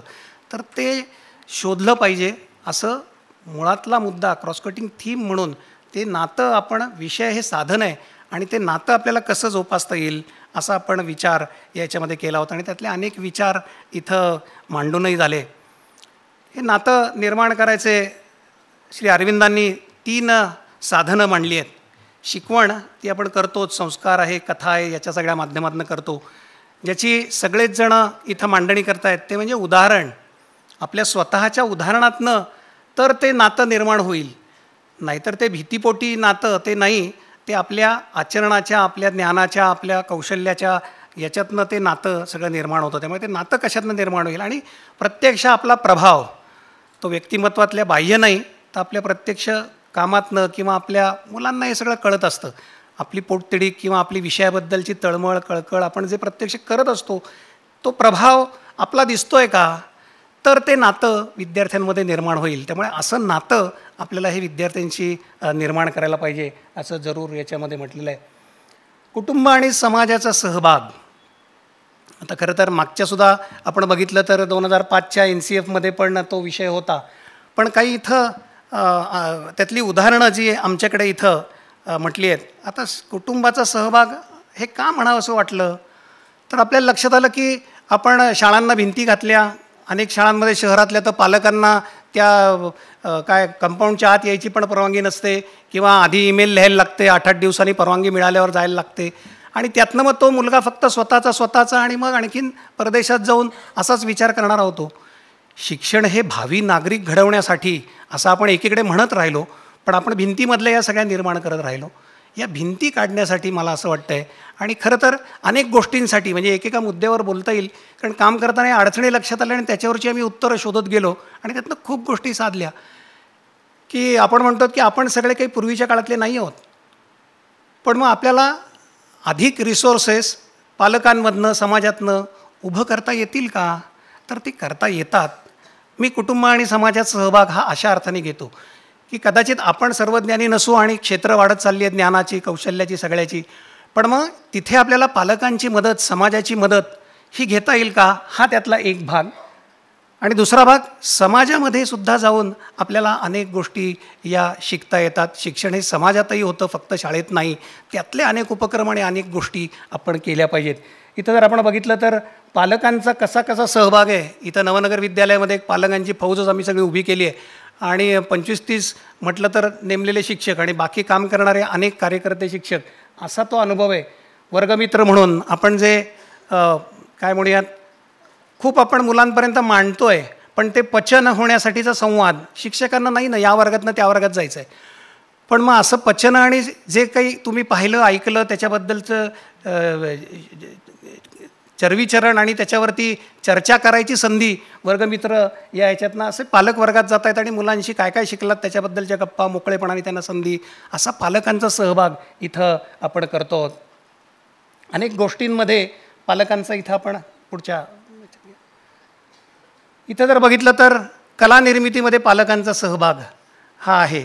प्रत्यक्ष स्वतः पालक काहीतरी निर्माण करत आहेत आणि ते मुलांनाही शिकवत आहेत. आपण पुढच्या स्लाईडमध्ये बघूयात की अशा वेगवेगळ्या आपल्याला सुचत असतं खूप, पण शेवटी एक शिक्षक काय काय करणार आणि शेवटी परीक्षान, पेपर तपासणं, अभ्यासक्रम हे आपण नेहमीच म्हणतो. तर त्याला आपल्याला एक चांगलं हे सहाय्य या सगळ्यातनं निर्माण करता येतं. पालकांनी खेळलं पाहिजे. आपण म्हणजे खरं तर आता शिक्षकांमध्ये आणि मी आत्ता म्हटलं तसं खूप ठिकाणी फिरलो, लक्षात येतं की पालकांचीच शाळा खरं तर चालवायला पाहिजे, मुलांची नाही. आणि असं करता येतं कारण आपण तो त्रिकोण शिकलो, पण नेमकं कसं ते जोडायचे तिन्ही बिंदू त्रिकोणाचे, त्यातली ही काही उदाहरणं आहेत. इथं तुम्ही पाहतायत पालकांचा मोठा क्रीडा महोत्सव नव्हे, तुम्ही सकाळी जर पाहिलं तर उद्या सकाळी सुद्धा आजही पाहिलं असेल काहींनी, पालक इथं नियमित मैदानावर खेळताना तुम्हाला दिसतील. तर जर माझेच आई बाबा मैदानावर येत आहेत, त्यांना व्यायामाबद्दल वेगळं सांगण्याची काही गरजच मुलांना राहणार नाही आणि ते मुलं करतील. असे अनेक उपक्रम करता येतील. खाली आपण बघतो की अनेक कौशल्य शिकवायचे असतात आपल्याला. उजवीकडे इकडं मुलं तिळगुळ करतायत शाळेमध्ये, डावीकडे आपण बघितलं तर रंगपंचमी येऊ घातली आहे. नैसर्गिक रंग कसे तयार करता येतात याची कार्यशाळा पालक घेत आहेत. असतात पालकांमधले या सगळ्याचे तज्ज्ञ असतात. त्यामुळे इतके विषय जे आपल्याला सुचत आहेत, जे मुलांसाठी व्हावं असं वाटतं आहे, शिक्षक नसणारच आहे ज्याच्यामध्ये चतुर असतात. तर अशी आपल्याला समाजातली ही मदत घेता येईल. हे आता समाजामध्ये जाऊन काय काय शिकता येतं, तर अनेक प्रकारच्या स्पर्धा आहेत. पण सकाळी जसं महेंद्रभाई बोलले तसं फक्त प्रमाणपत्र न मिळवता त्या स्पर्धेतला हेतू उद्देश आणि त्यातनं काय शिकायचं आहे, मी कुठं आहे, स्वतःला ओळख, पुढच्या वेळेस आणखीन कुठं जायचं आहे, हा सगळा दृष्टिकोन देऊन वेगवेगळ्या प्रकारच्या स्पर्धा आणि मग चांगल्या पण आता योजना, त्याला स्पर्धा नको म्हणूयात, स्पर्धांशिवाय लोक येत नाहीत म्हणून तर गीता पाठांतर स्पर्धा असं म्हटलं तर भाऊही रागवतील. पण अशा सगळ्या ज्या आहेत त्याच्यामध्ये सहभाग हा करून आपण अनेक गोष्टी, म्हणजे शाळेतच सगळं आयोजन केलं पाहिजे नाही, असं आता अनेक संस्था आपल्याला आजूबाजूला बघायला मिळतात की जे या सगळ्याचं आयोजन करत असतात. त्याच्यामध्ये आपण तयारी करून मुलांना पाठवलं तर मला असं वाटतं की तो सगळा समाजातला, म्हणजे समाजातून विद्यार्थ्यांच्या शिक्षणाचा सहभाग. इथं ज्ञानप्रबोधीतले अनेक उपक्रम आहेत. म्हणजे आमच्याकडे चिंचवडच्या मोरया मंदिरामध्ये सामूहिक अथर्वशीर्ष पठण होतं आणि मला आनंद आहे, 100हून आमची इथं मुलं जातात आणि दरवर्षी त्याच्यामध्ये सहभागी होतात. पालखीमध्ये मुलं जातात, तिथलं आपली परंपरा पाहणं, संस्कृती पाहणं, तिथले वारकरी पाहणं, हे प्रत्यक्ष अनुभव हे सगळे आपल्याला समाजातले अशा पद्धतीच्या यांनी घेता येतात. यादी समोर आहे आपल्या, आपण पुढं जाऊयात. कुटुंबाचा सहभाग, त्याच्यानंतर आणखीनही या पहिल्या भारतीयत्वाच्या याच्यातले आणखीन आहेत. स्थानिक शैक्षणिक साधने आहेत, नंतर स्थानिक संदर्भातून विषय निवडायचे आहेत. आणखीन एक त्यातला मुद्दा आहे भारताच्या ज्ञानाचे एकत्रीकरण. हे मगाशी ताईंनी सांगितलं की कथा सांगताना आपले भारतीय वैज्ञानिक किंवा मूल्य कथा सांगताना किंवा अगदी खरं तर गीतं निवडताना सुद्धा, म्हणजे मला आठवतं आहे आमच्याकडे पण ही दुरुस्ती मला करावी लागली. आता भाषा म्हणून आपण निवडलं आहे, पण इंग्रजी माध्यमाच्या वर्गात पूर्वप्राथमिकच्या गेलो आणि गाणं चालू होतं रेन रेन गो अवे. आता ते शिकवायचं का एरे एरे पावसा शिकवायचं, ही निवड आपल्याला या सगळ्या ह्याच्यातनं करावी लागेल. आणि तर ज्ञान आहे सगळं या निमित्ताने एकत्रित केलं पाहिजे. मला सांगायला आनंद असा होतो आणि अर्थात माझा तो म्हणजे असं अनेक गोष्टींमधले आहेत. पारंपरिक ज्ञान आणि सगळ्याची यादी त्या याच्यात दिलेली आहेत. अगदी वनवासी औषध पद्धतीपासून पीक लागवडीच्या पद्धती, नैसर्गिक शेती, दंतकथा, लोककथा, वेगवेगळ्या कला, म्हणजे नाट्यकला असतील, कठपुतळी असतील, अशा अनेक आपल्या परिसरामधल्या ज्या सगळ्या ज्ञान आणि कौशल्याच्या बाबी आहेत त्या सगळ्याचा अंतर्भाव आणि विषयानुसार त्याची यादी त्याच्यात आहे. मी इथं सांगण्याची आवश्यकता आहे. मी म्हटलं तसं मी फक्त काय आहे तेवढं फक्त सांगतो आहे. आपण जरूर ते सगळं NEP जरूर पाहावं. शारीरिक शिक्षण आमचा विषय, मी ज्या समितीमध्ये राष्ट्रीयतामध्ये गजाननजींच्या ते म्हटलं तसं, आणि 4 मूलभूत क्षेत्र आम्ही शारीरिक शिक्षणात म्हटली आहेत. आणि मग भारतीय ज्ञानाचा आम्ही कसा तिथं विचार करतो आत्ता सिलेबस करताना, तर त्याची 4 क्षेत्र आहेत शारीरिक शिक्षणाची. एक म्हणजे मूलभूत हालचाली किंवा सर्व वेगळ्या प्रकारच्या हालचाली शिकवणं. दुसरं तंदुरुस्तीचे घटक सगळे, म्हणजे व्यायाम मुलांना सगळा त्याच्या पद्धती शिकवणं. तिसरा घटक खेळ असतो, तर तिथं भारतीय पारंपरिक खेळ आपण NCF जर बघितलं तर 6वं प्रकरण आहे आणि त्यात प्ले पेडागॉगी म्हणून पण 8वं प्रकरण आहे मला वाटतं, त्याच्यामध्ये प्ले पेडागॉगी पण मांडली आहे. कारण त्या खेळातनं खूप वेगळ्या प्रकारचं सगळं शिक्षण होत असतं. तर भारतीय ज्ञानाचा आपण अवलंब कसा करता येईल, तर सगळे इंडिजिनियस गेम आम्ही आता त्या शारीरिक शिक्षणाच्या सिलेबसमध्ये आणतो. यादी मी समोर आपल्याला पाहता येईल. आणि या सगळ्या खेळांना, प्रत्येक खेळाला काहीतरी अर्थ आहेत. सगळे भारतीय खेळ आहेत. म्हणजे एकीकडे आपण देशाबद्दलचा अभिमान, म्हणजे भारतीयत्वाची गरज का, तर तो अभिमान निर्माण करण्याकरता, म्हणजे पोलोसारखा खेळ आपला भारतातला आहे, मणिपूरमधला आहे, तो आपल्याला माहिती आहे का, आणि तो भारतीय इथं निर्माण झालेला खेळ आहे.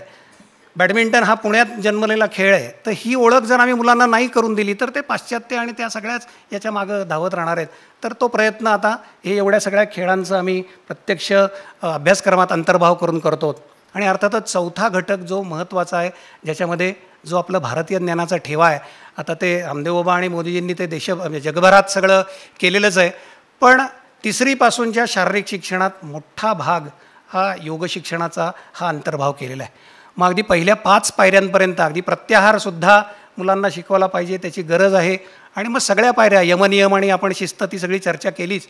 पण लोक फक्त आसन एवढा आपण विचार करतो, पण पहिल्या 5ही पायऱ्यांचा अंतर्भाव आपण आत्ताच्या अभ्यासक्रमामध्ये केलेला आहे.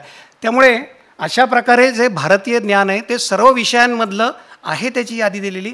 आपल्याला आणखीन ते एक्सप्लोअर करावं लागेल, पुन्हा जरा त्याची माहिती गोळा करावी लागेल, आणि जरी पुस्तकात नसली तरी शोधून आपल्याला ती जोडून आणावी लागेल.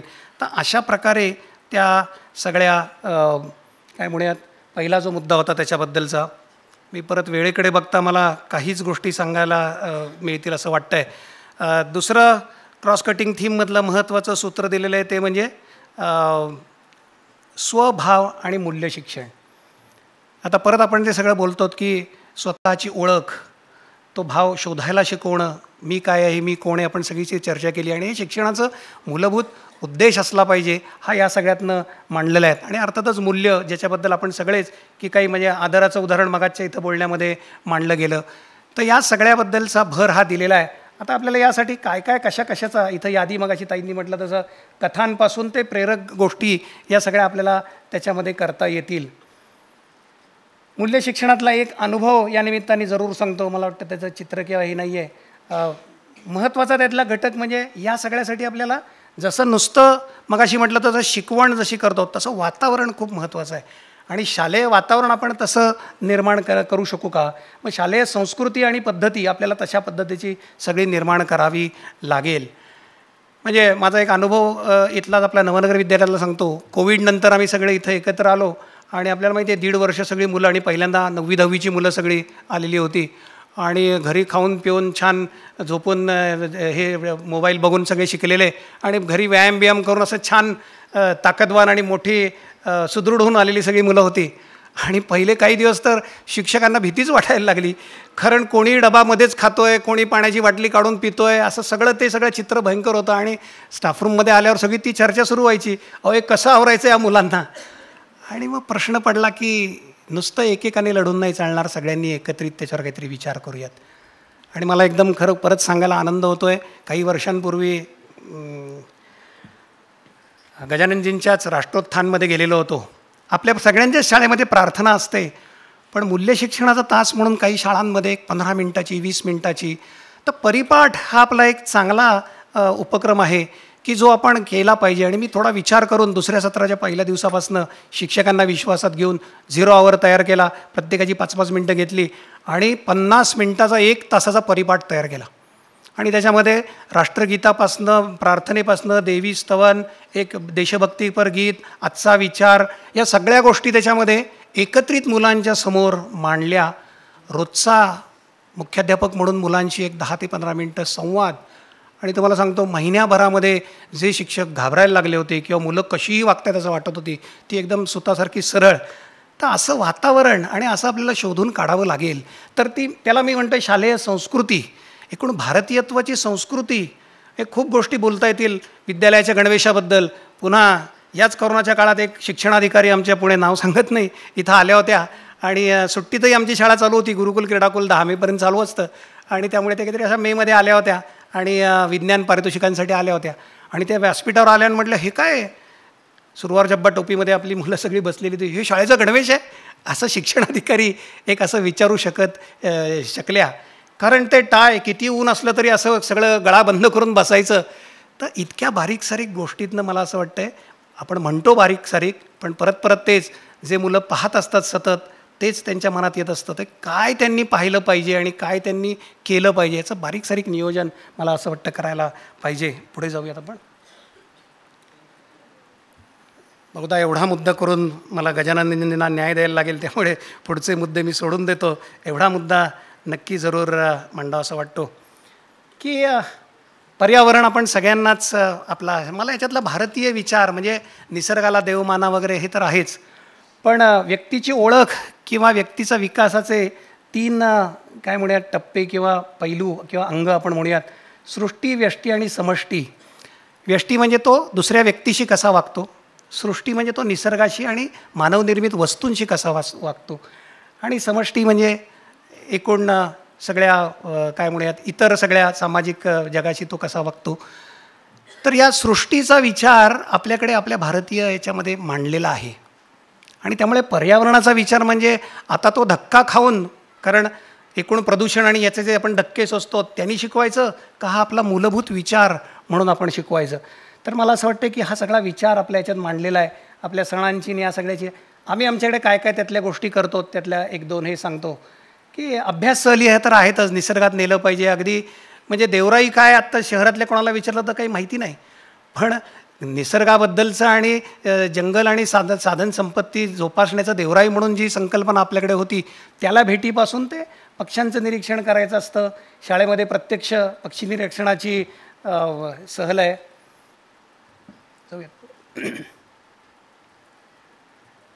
शाळेमध्येच गच्चीवर आपण बाग, ही मुलांनी केलेली सगळी बाग आहे. तर या गोष्टी आपल्या अनेक शाळांमध्ये होत असतात, पण आता याला संधी आहे आणखीन, आणि आपण हे जाणीवपूर्वक सगळ्यांनी केलं पाहिजे.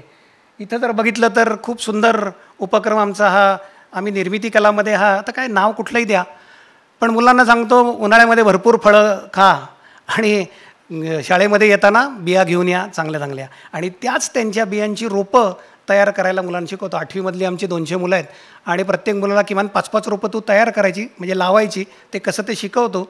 आणि 6 महिने त्यांनी ते रोप शाळेमध्येच इथं जोपासायचं, आणि अशी तयार झालेली 700 रोपं आम्ही आत्ता पालकांच्या स्पर्धांमध्ये भेट म्हणून दिली.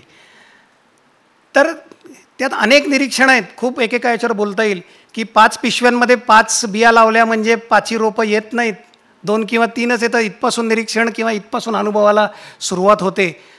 तर असे अनेक उपक्रम शाळेच्याच आवारामध्ये आपण सोलर आणि हे बसवलं आहे. आता ते आपण सुविधा म्हणून बघतो, पण मग आमच्याकडे जर तुम्ही बघितलं तर त्या पाण्याच्या सगळ्या टाक्या साठवल्यात आणि ते पाणी रियूज करतो.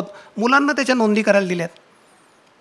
त्यांना कळतं की अरे यावर्षी आपण 7 लाख लिटर पाणी पावसाचं जे साठवलं आणि आपण रियूज केलं. एक टाकी आमची 18,000 लिटरची आहे, दुसरी 12,000 लिटरची आहे. आणि मग ते झाल्यानंतर मुलं एकदा हे केली उपसली की लिहून ठेवतात एवढं एवढं वापरलं. तर हा सगळा जो म्हणजे निसर्गाबद्दलचे असे अनेक उपक्रम, प्लास्टिक संकलन तर खूप मोठ्या स्तरावर आता चालू आहे आणि तो तर राक्षस म्हणून आलं आहे, पण असे सगळे उपक्रम आपल्याला या सगळ्या याच्यामध्ये घेता येतात. पुढे जाऊयात, शेवटचं एकदम जाऊयात. जर आम्ही मधलं इन्क्लुजन आणि हे सगळे अवघड विषय आहेत.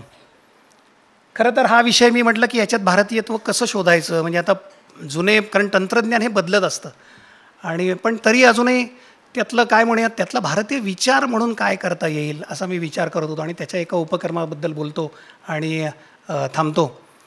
की आपण खंडेनवमीला सगळे तंत्रपूजन करतो किंवा यंत्रपूजन करतो. मीही अनेक वर्ष करत होतो, कारण आपल्याकडे टेक्निकलची स्वतंत्र इमारत आहे आणि सगळ्या यंत्रांची पूजा केली की संपलं. आणि मला असं ते कार्यक्रमात लक्षात आलं की छान श्लोक म्हटला आणि भाव झाला तरी काय नेमकं पोचवायचं आणि ते पोचतं आहे का. कारण माझ्याकडेही काही दिवसात मध्ये आता ते दिवस गेले, 10 वर्षापूर्वी चिठ्ठ्या यायच्या, ते टेक्निकलमुळे मार्ग जातात, त्यामुळे टेक्निकल आम्हाला नको आहे अशा पालकांच्या चिठ्ठ्या यायच्या. आणि जिथं टेक्निकलला गर्दी व्हायची तिथे मध्ये असा काळ होता की टेक्निकल मुलांना नको आहे असं वाटत होतं बाहेरच्या सगळ्या याच्यातनं.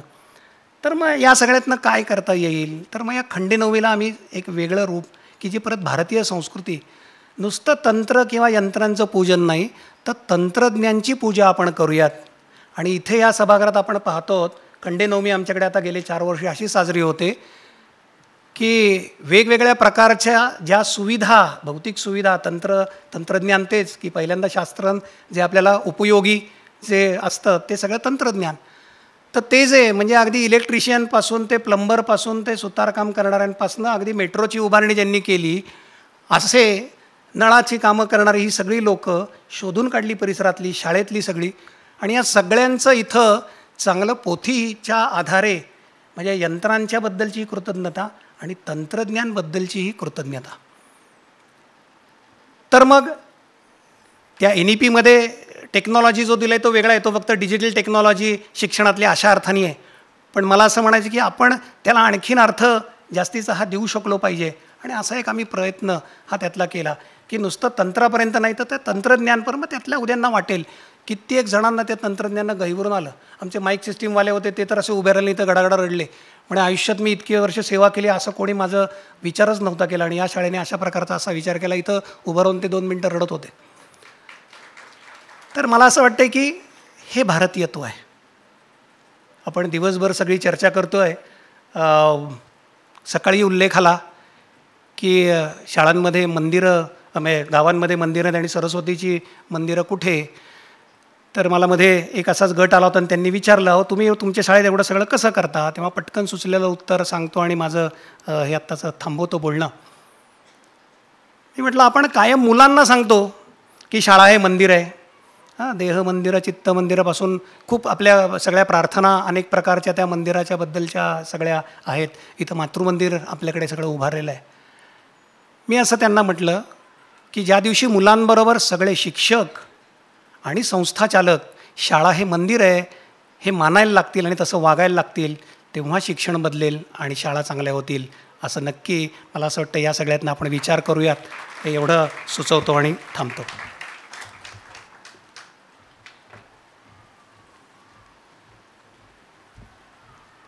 या सत्राचा समारोप श्रीयुत गजाननजी लोंढे यांनी करावा अशी मी त्यांना विनंती करते.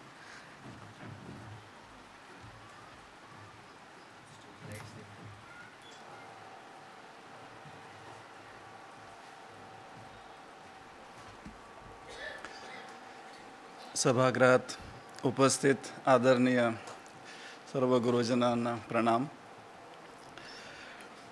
मनोजींनी ऑलरेडी मी काय बोलायचं ते सांगितलं आहे, नेमकं बोलायचं आहे.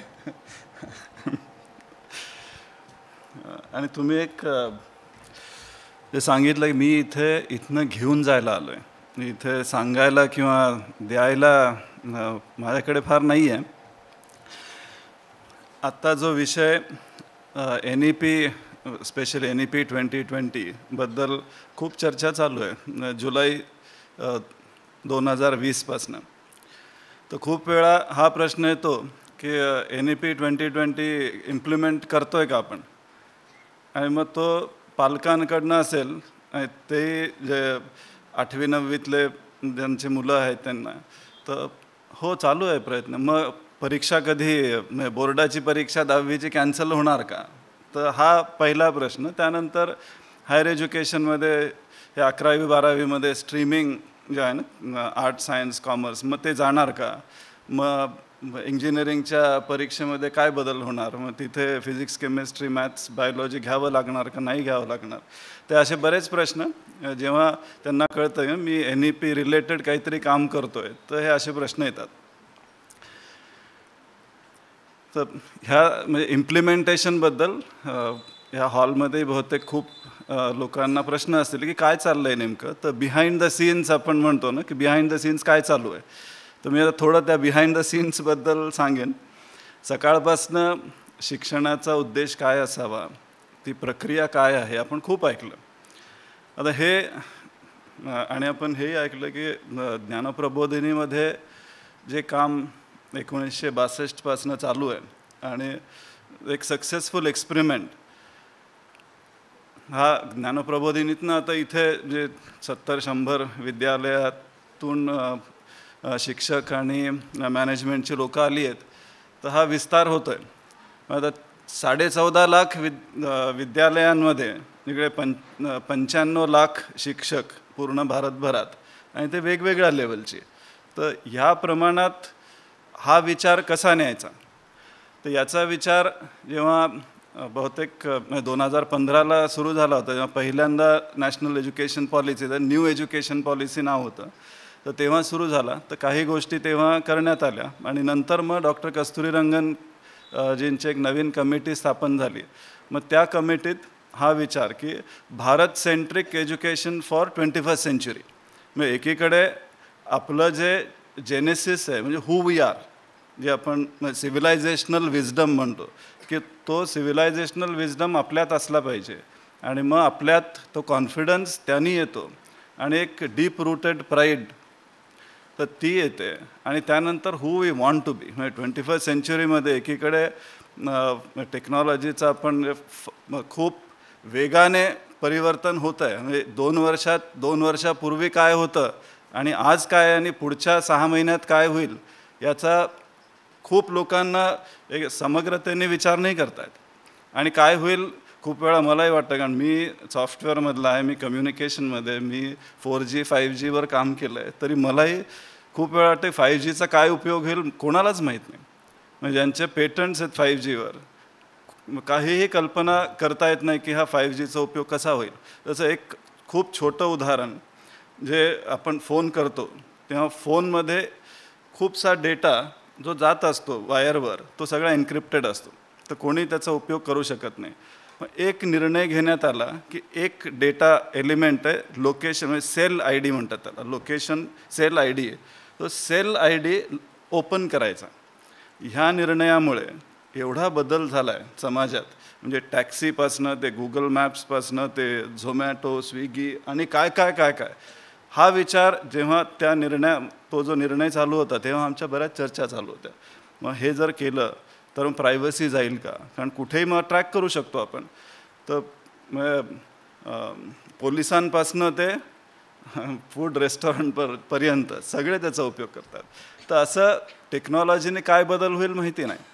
तर आता एकीकडे आपण भारतीयत्व हे कुठून आलो आहे आणि कुठे जायचं आहे या दोन्हींचा विचार आणि सांगड कशी घालायची, तर ह्याचा विचार NCF, NEP आणि नंतर NCF लिहिण्यात आला तेव्हा हा खूप विचार व्हायचा.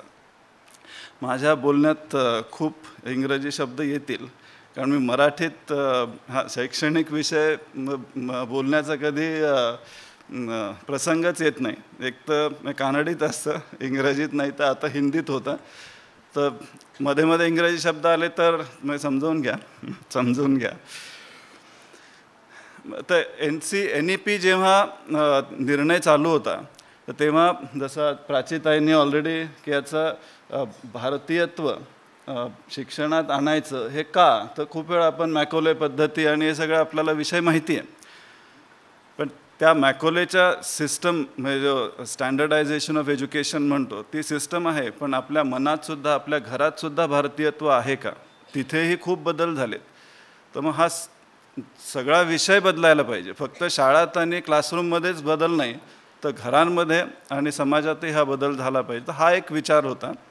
आणि त्याच्याबरोबरच हा 21st सेंचुरी म्हणजे ॲस्पिरेशनल पॉलिसी आहे, 21व्या शतकात भारत कसा असावा. आणि आता तर आपण अमृतकालबद्दल खूप सगळीकडेच अमृतकालबद्दल चर्चा चालू आहे. तर भारत एक विकसित भारत असावा, विश्वगुरू असावा. त्यामुळे त्या विश्वगुरूची संकल्पना काय, आणि ही त्या NEPमधनं NEP जेव्हा आपण पॉलिसी म्हणतो ना, पॉलिसीमध्ये सिद्धांत असतो, म्हणजे पॉलिसीत कुठला सिद्धांत यायला पाहिजे, आणि मग पॉलिसीनंतरचं जे इम्प्लिमेंटेशन आहे त्याची पहिली स्टेप ही NCFची नॅशनल करिक्युलम फ्रेमवर्क. तो एक आराखडा मांडला की याचं इम्प्लिमेंटेशन असं होऊ शकतं. आतापर्यंत पॉलिसी ही 60-70-80 पानांची असायची. खूप फिलॉसॉफिकल आणि ॲब्स्ट्रॅक्ट डॉक्युमेंट असायचं, की जे डॉक्युमेंट सिलेबस जे लिहितात म्हणजे बोर्डातली लोकं किंवा जे अकॅडमिशियन्स आहेत त्यांच्यासाठी असायची. आणि वेबसाईटवर अवेलेबल आहे, पण खूप लोकांना किंवा मी सुद्धा स्वतः 2005ची पॉलिसी 2015मध्ये व्यवस्थित वाचली. आधी माहिती होतं, पण जेव्हा आम्ही अभ्यास सुरू केला तेव्हा नीट वाचली.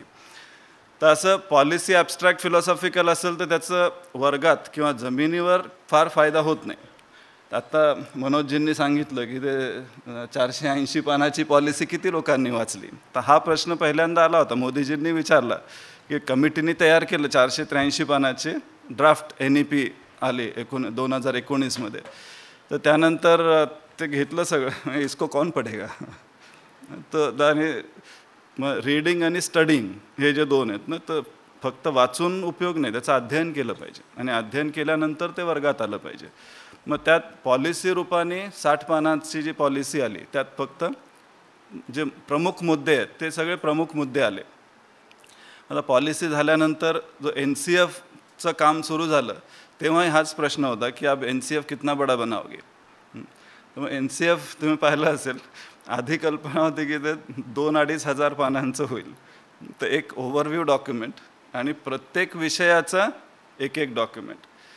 मग त्याच्यावर खूप चर्चा झाली की एवढं मोठं करून कोण वाचणार आहे. 400 पानाची पॉलिसीच कोणी वाचली नाही.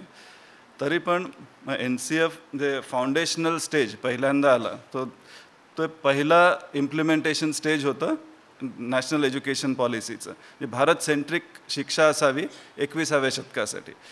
तर त्यात सगळ्यांना आपल्याला माहिती आहे ना, 5+3+3+4 हे स्ट्रक्चर बदललं. तर हा फक्त अरिथमॅटिक नाही आहे की 3 वर्षापासून 18 वर्षापर्यंत 15 वर्षात शिक्षण कसं असावं. आधी 10+2 होतं, आता ते 5+3+3 झालं आहे. तर त्यात भारतीय विचार हा होता की पहिले जे 5 वर्ष आहेत हे संस्कार ही शिक्षा आहे आपण जे म्हणतो. तर पहिले 5 वर्ष हे पूर्ण संस्कार फोकस्ड असावे. तिथे पुस्तक आणि ABCD आणि लिहिणं हा फोकस नसावा. तर त्यासाठी ती पहिली 5 वर्ष आहेत. पहिल्या 5 वर्षाचं जेव्हा फाउंडेशनल स्टेजचं NCF आलं तर त्यात हा विषय मांडला आहे. आणि त्यापेक्षाही महत्त्वाचं अजून आत्ता 10 तारखेला एक जादुई पिटारा, मागच्या वर्षी जादुई पिटाराचं इनॉग्रेशन झालं. या आत्ता 10 तारखेला डिजिटल जादुई पिटाराचं त्याचं रिलीज झालं आहे. तर जादुई पिटाराचं कॉन्सेप्ट हा होता की मुलांनी लिहिण्या वाचण्यात म्हणजे फाउंडेशनल लिटरसी न्यूमरसीवर फोकस नसावा. जेव्हा संस्कारावर फोकस असायला पाहिजे तेव्हा फाउंडेशनल स्टेज एज्युकेशन हे संस्कारक्षम असलं पाहिजे. तर हा एक भाग याच्यावर खूप चर्चा झाली आणि खूप काम झालं आहे. तर दिसायला जादुई पिटारा हे फक्त एक खेळण्याचा बॉक्स म्हणजे फक्त खेळ आहेत. मग खेळ त्यानंतर वेगवेगळे कार्ड्स आहेत, गेम्स ॲक्टिव्हिटी बेस्ड किट्स आहेत, अशा बऱ्याच गोष्टी आहेत त्यात. तर हे कॉन्सेप्ट म्हणजे परसेप्शन समाजात कसं आपण बदलू शकतो. कारण खूप वेळा आपण घरात ऐकतो आई किंवा बाबा मुलं जर खेळत असतील ना तर हा फक्त खेळत राहतो, अभ्यास करत नाही. तर हे जे कॉन्सेप्ट आहे खेळ अभ्यास नाही आहे, तर हे आपण कसं बदलायला पाहिजे. त्यासाठी जादुई पिटाराचं कॉन्सेप्ट होतं की मुलं पहिल्या 10-11 वर्षापर्यंत झालं पण ॲटलिस्ट 7-8 वर्षांपर्यंत खेळातनं शिक्षण कसं व्हावं. आणि खेळ हे शिक्षण आहे हे परसेप्शन ज्या 130 कोटी म्हणतो आपण त्या समाजात कसं जायला पाहिजे. तर ह्यासाठी हा उपक्रम केला होता. तसंच मनोजींनी ऑलरेडी ते 6 क्रॉस कटिंग थीम्सबद्दल माहिती दिली. आणि प्राचीताईंनी ऑलरेडी सांगितलं की समग्र विकासासाठी फक्त कॉग्नेटिव्ह डेव्हलपमेंटवर फोकस नसावा. जे शिक्षणाचं खूप वेळा शिक्षण म्हणजे फक्त कॉग्नेटिव्ह डेव्हलपमेंट हे खूप वेळा तेच प्रचलित आहे. तर त्यातनं आपण कॅरेक्टर बिल्डिंगवर कसं यावं. तर हे NEPच्या विजनमध्ये पण आहे की education is not just cognitive development, it is character development along with cognitive development. तर हे कसं यावं त्यासाठी NCFमध्ये 6 क्रॉस कटिंग थीम्स आहेत. आपण त्याच्याबद्दल ऐकलं.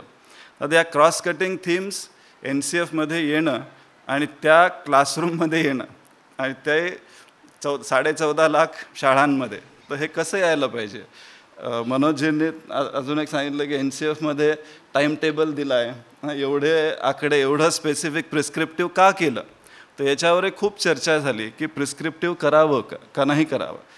आणि NCFची जी भाषा आहे त्या भाषेमध्ये प्रिस्क्रिप्टिव्ह नाही आहे, हे सजेस्टिव्ह आहे. तर सजेस्टिव्ह एवढ्यासाठी ठेवलं होतं की ओपन जर केलं तर किती शिक्षक समग्र व्यक्तित्व विकास किंवा समग्र शिक्षणाबद्दल विचार करू शकतात आणि ते आपल्या शाळेचा टाईम टेबल त्या प्रकारे करू शकतात. तर आपल्याला माहिती आहे की हे भारतभर चालवायचं असेल तर थोडं सजेस्टिव्ह आणि स्पेसिफिक पाहिजे. आणि जे शिक्षक ज्ञानप्रबोधिनीत मला ही गॅरंटी आहे की तुम्ही ते काही पाहणार नाहीच आहे, तुम्ही ते पानं उलटून तसेच पुढे जाणार. तर ज्यांना त्याची गरज नाही आहे ते पाहणार नाहीत, पण ज्यांना बदल दिले नाहीत तर हा बदल होणार नाही. त्यासाठी ती पानं दिलेली आहेत. तर तुम्ही पण पहा आणि तुमचे सजेशन्स असतील तर ती द्या.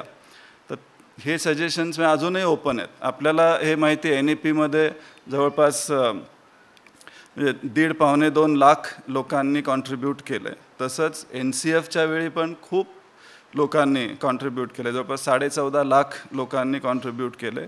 पोझिशन पेपर्स लिहिण्यासाठी जवळपास 4,000 लोकांनी पोझिशन पेपरमध्ये काम केलं आहे. तर खूप लोकांचा सहभाग आहे. असं पहिल्यांदाच होतं आहे आपल्या देशामध्ये की पॉलिसीनंतर NCF आणि NCF नंतर जे टीचिंग लर्निंग मटेरियल आहे.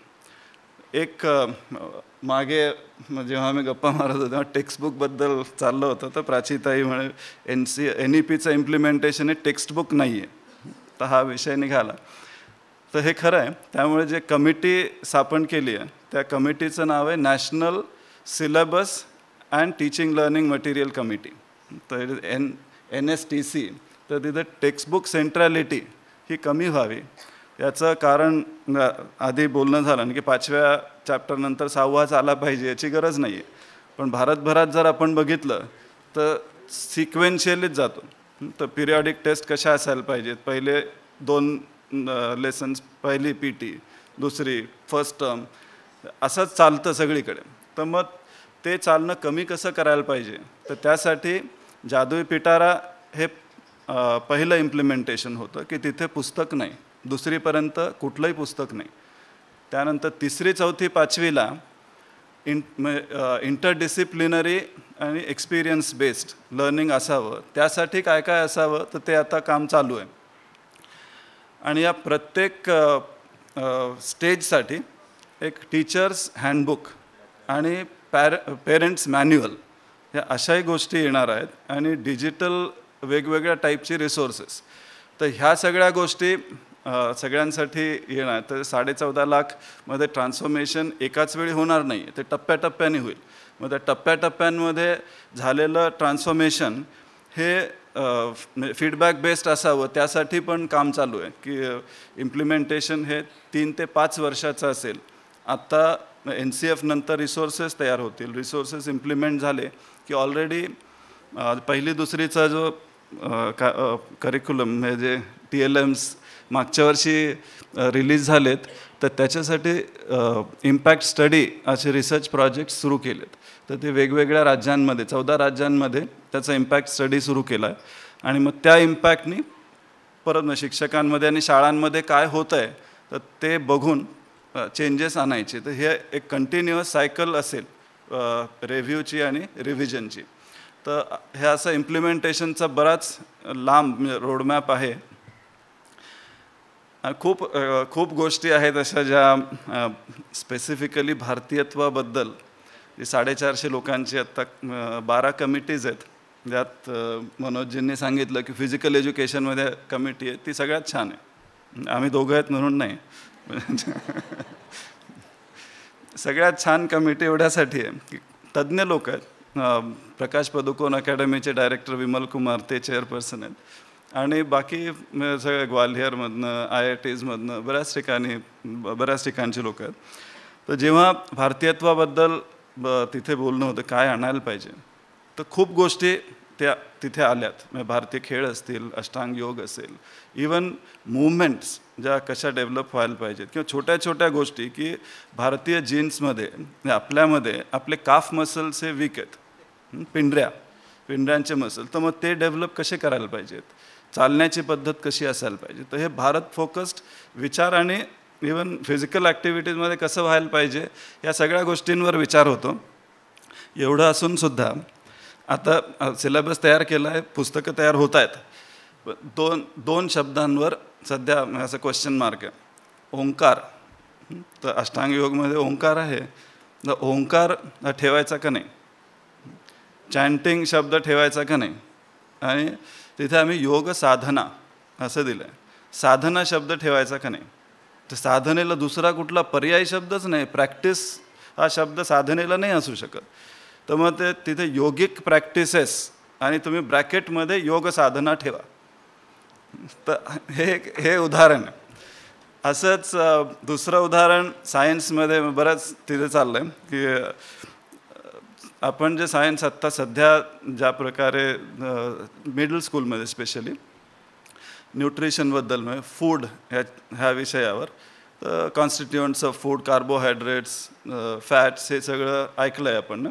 तर भारताचा दृष्टिकोन अन्नाबद्दल आणि मग आपण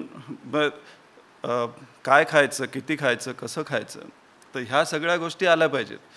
तर मग आयुर्वेद जे आयुष मिनिस्ट्रीचं एक all India institute of Ayurveda आहे दिल्लीला, तर त्यांनी बऱ्याच गोष्टी लिहून ठेवल्यात. तर सायन्सची जी टीम आहे तर त्या लोकांचं नाही, हे आपण दोन एकत्र नाही देऊ शकत, याला क्लिनिकल प्रमाण नाही आहे. मग हे इम्पेरिकल सायन्स आहे किंवा हे सायन्सच नाही आहे किंवा मुलं कन्फ्यूज होतील. तर प्रत्येक एक गोष्ट आणण्यासाठी 2-2, 3-3 दिवस चर्चा चालू आहे. पण सगळ्यात छान गोष्ट ही आहे की NCFमध्ये प्रॉपर हुक्स म्हणतो ना, की ते सगळे हुक्स दिलेले आहेत. तर ते टेक्स्टबुकमध्ये जरी नाही आले तरी शाळांमध्ये आपण ते आणू शकतो. असेसमेंटमध्ये बोर्ड ते घेऊन येऊ शकतात. तर NCFमध्ये एक सायन्समध्ये या न्यूट्रिशनबद्दल एक गोल आहे. त्या गोलचं हे की म्हणजे कॉम्पिटन्सी की लोकल अँड सीझनल फूड. तर लोकल आणि सीझनल ह्या गोष्टी आपल्याला, आपण ऋतुचर्याची जेव्हा गोष्ट करतो किंवा इवन दिनचर्या, ऋतुचर्या आणि लोकल जे जिथे पिकतं ते आपण खायला पाहिजे, ह्या ज्या गोष्टी आहेत आपल्या, तर ह्या कशा आणायच्या, तर ह्या कॉम्पिटन्सी थ्रू आणू शकतो. अशाच प्रत्येक विषयांमध्ये कॉम्पिटन्सी थ्रू भारतीयत्व आणलेलं आहे. तर हे हुक सगळीकडे अवेलेबल आहेत. अजून एक महत्त्वाची गोष्ट NCFमध्ये, तर कॉम्पिटन्सी कॉन्टेंट टू कॉम्पिटन्सी हे ट्रान्झिशन आहे. तर जेव्हा कॉन्टेंट टू कॉम्पिटन्सी ट्रान्झिशन हा मेन ट्रान्सफॉर्मेटिव्ह ॲस्पेक्ट आहे NCFचा, तर यात लोकलायझेशन हे आत्ता आपण बोलणं झालं की एक्झाम्पल्स असायला पाहिजेत. तर competency is generic, examples are local. तर महाराष्ट्रात किंवा पुण्यात काय शिकवू किंवा धुळ्यात काय शिकवू किंवा बँगलोरमध्ये, मैसूरमध्ये किंवा हिमाचलमध्ये, तर हे वेगवेगळं असू शकतं. तर आपले जे ट्रॅडिशनल ॲस्पेक्ट आहेत, पारंपरिक गोष्टी आहेत, तर त्या आपण सहजपणे या NCF थ्रू आणू शकतो. तर अशा खूप गोष्टी आहेत. म्हणजे गणितात पण आहेत. काही गोष्टींमध्ये असंही वाटतं की आपण खूप भावनात्मक होतो जेव्हा भारताबद्दल किंवा भारतीयत्वाबद्दल बोलतो, तेव्हा खूप गोष्टी अनव्हेरीफाईड किंवा नॉन व्हॅलिडेटेड अशा गोष्टी पण येतात. मग त्या प्रत्येक गोष्टींचा समन्वय, बॅलन्स ठेवून पुस्तकात आल्या पाहिजेत. म्हणजे मुलांना व्यवस्थित कळलं पाहिजे. म्हणजे खूप वेळा असं होतं, वैदिक गणितात पायची व्हॅल्यू थ्रू इल्युजन कळली, थ्रू इंट्युशन कळली, तर हे सांगणं मुलांना, तर हे बिलीफ बेस्ड झालं ना. तर गणितात बिलीफ ठेवायचं का 13व्या शतकातलं माधवाचं इन्फायनाईट सिरीजमध्ये पायची व्हॅल्यू काढली, तर ती एका कंटिन्युअममध्ये ठेवायची.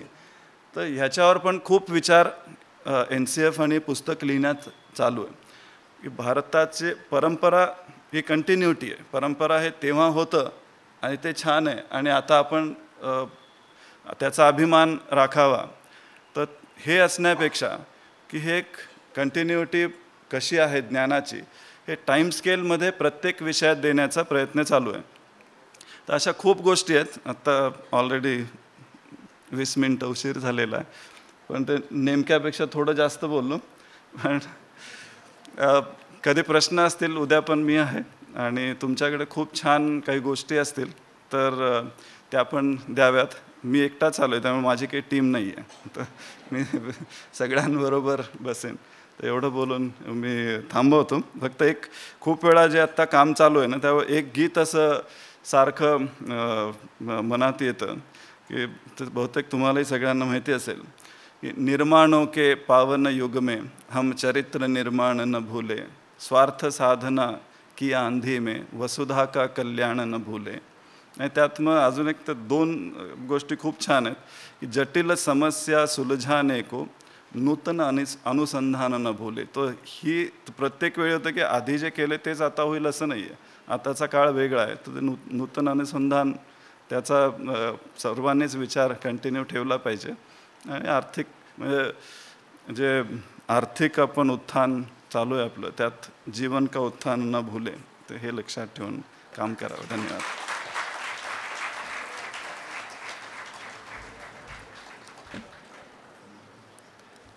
सर्व वक्त्यांना मनःपूर्वक धन्यवाद. तसेच सर्व उपस्थित मान्यवर आणि सर्व सदस्यांचेही पुन्हा एकदा आभार.